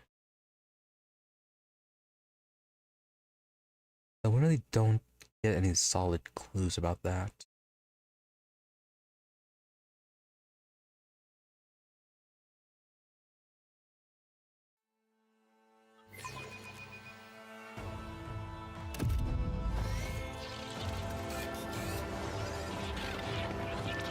One more time to see if we can pass those checks.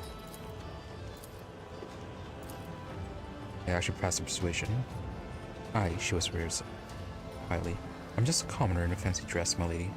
As man as my master, I know I'm supposed to be playing the part of a rich girl, but I've served many lords to see, and Sir Timus is the only one who treats his servants with gentleness. I want to protect them from these cruel people.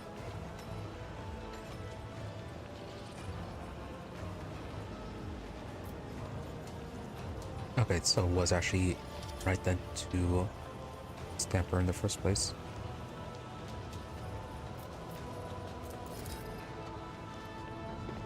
Failed that one. The rest of the men.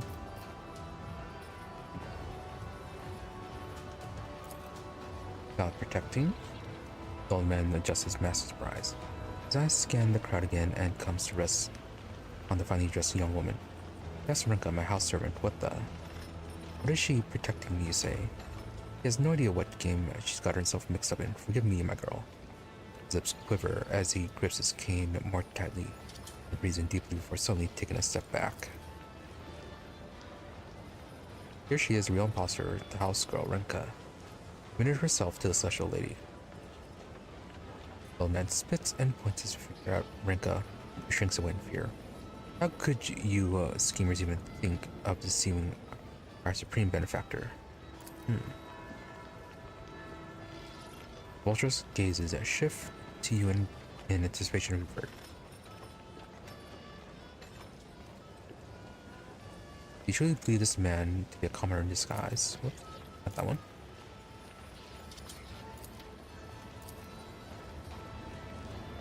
The laws among the onlookers changes glances. The mask bobs as she offers a deep curtsy. Most certainly. This plebeian nature is apparent to every self-respecting aristocrat.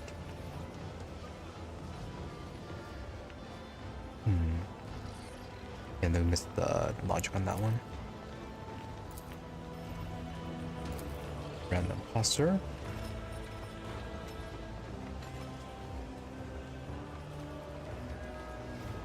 Ooh, we can let her make a decision. The young woman freezes and speaks out. I obey my lady Wells. Voice suddenly calm. I know this man well and can dispel all your doubts. The old man breathed a sigh of relief. The native brand is put into her hands. Undressed woman. This is my former house servant, Timo, dressed as a noble. He is good, but he could never fool the true nobility. The young woman definitely marks the man who is frozen in horror. Pushes the data brand back into your hand. Vengeful sparks play in her eyes. The woman in the golden mask graces her with a patronizing nod.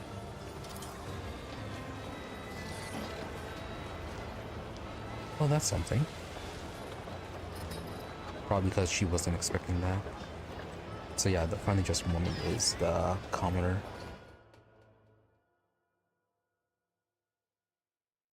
You were right the first time. Even though that was kind of a full-on guess.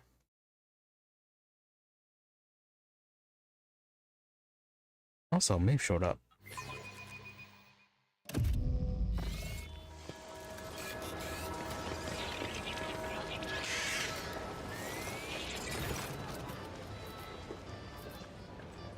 And nothing new.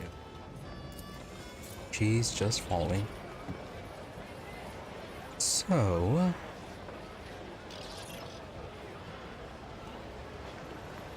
before we continue on, let's go ahead and end it here for today.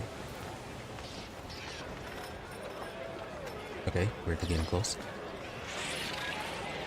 So yeah, I managed to actually go the full time. And didn't quite make as much progress on Dargonus as I thought we would. Got a little caught up in the bureaucracy and then distracted with this nonsense. So yeah, we'll be continuing this tomorrow, continuing the full investigation and seeing what is actually going on this planet. Whether it's heresy, incompetence, gene stealers, or just something else. And then we also have the business on football with Shy. So a bit more side questing before we can actually finish out the main quest for this chapter. yeah, that's for tomorrow. And then, how things go, probably we'll be getting back to Dargonus on the day after. At least that's the idea. Then Wednesday we'll be back to Abiotic Factor, continuing our attempt to escape the facility and survive all the horrible monstrosities in there while looting for office supplies. Then Friday we'll be back to Silksong, making our way up through the Citadel, trying not to die so many times. So yeah, got all that coming up. So with that being said, thank you all for watching. Be sure to follow or subscribe to the channels. If I would prefer watching, whether it be on Twitch or on YouTube for notifications when we're online. Otherwise, as always, my social media for updates and notifications. Twitter is at Emery_EE, IMRE_EE, and Blue Sky at Emery-EE. More or less the same thing, just a difference between dash or underscore depending on where you prefer to go. Otherwise, if you don't feel like doing that, there's always my social media for updates and notifications. Twitter is at Emery_EE. Oh, did I already do that? I am so tired that I'm forgetting about this.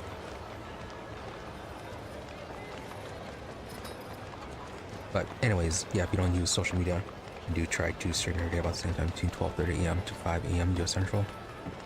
Usually give or take 30 minutes, and regardless of those odd start and end times, towards the middle is a bit more reliable when I'm here. And as I said, I do try to stream every day. So anyways, before I forget everything else, once again, thank you all for watching. Thank you to those who happen to stop by the stream live, as well as a thank you to those who may have watching the VOD. Hope you're all really entertained, and that you have a good day or night, whichever you happen to be, and that you stop by again next time. With that, thank you, and goodbye. I need to actually get some sleep.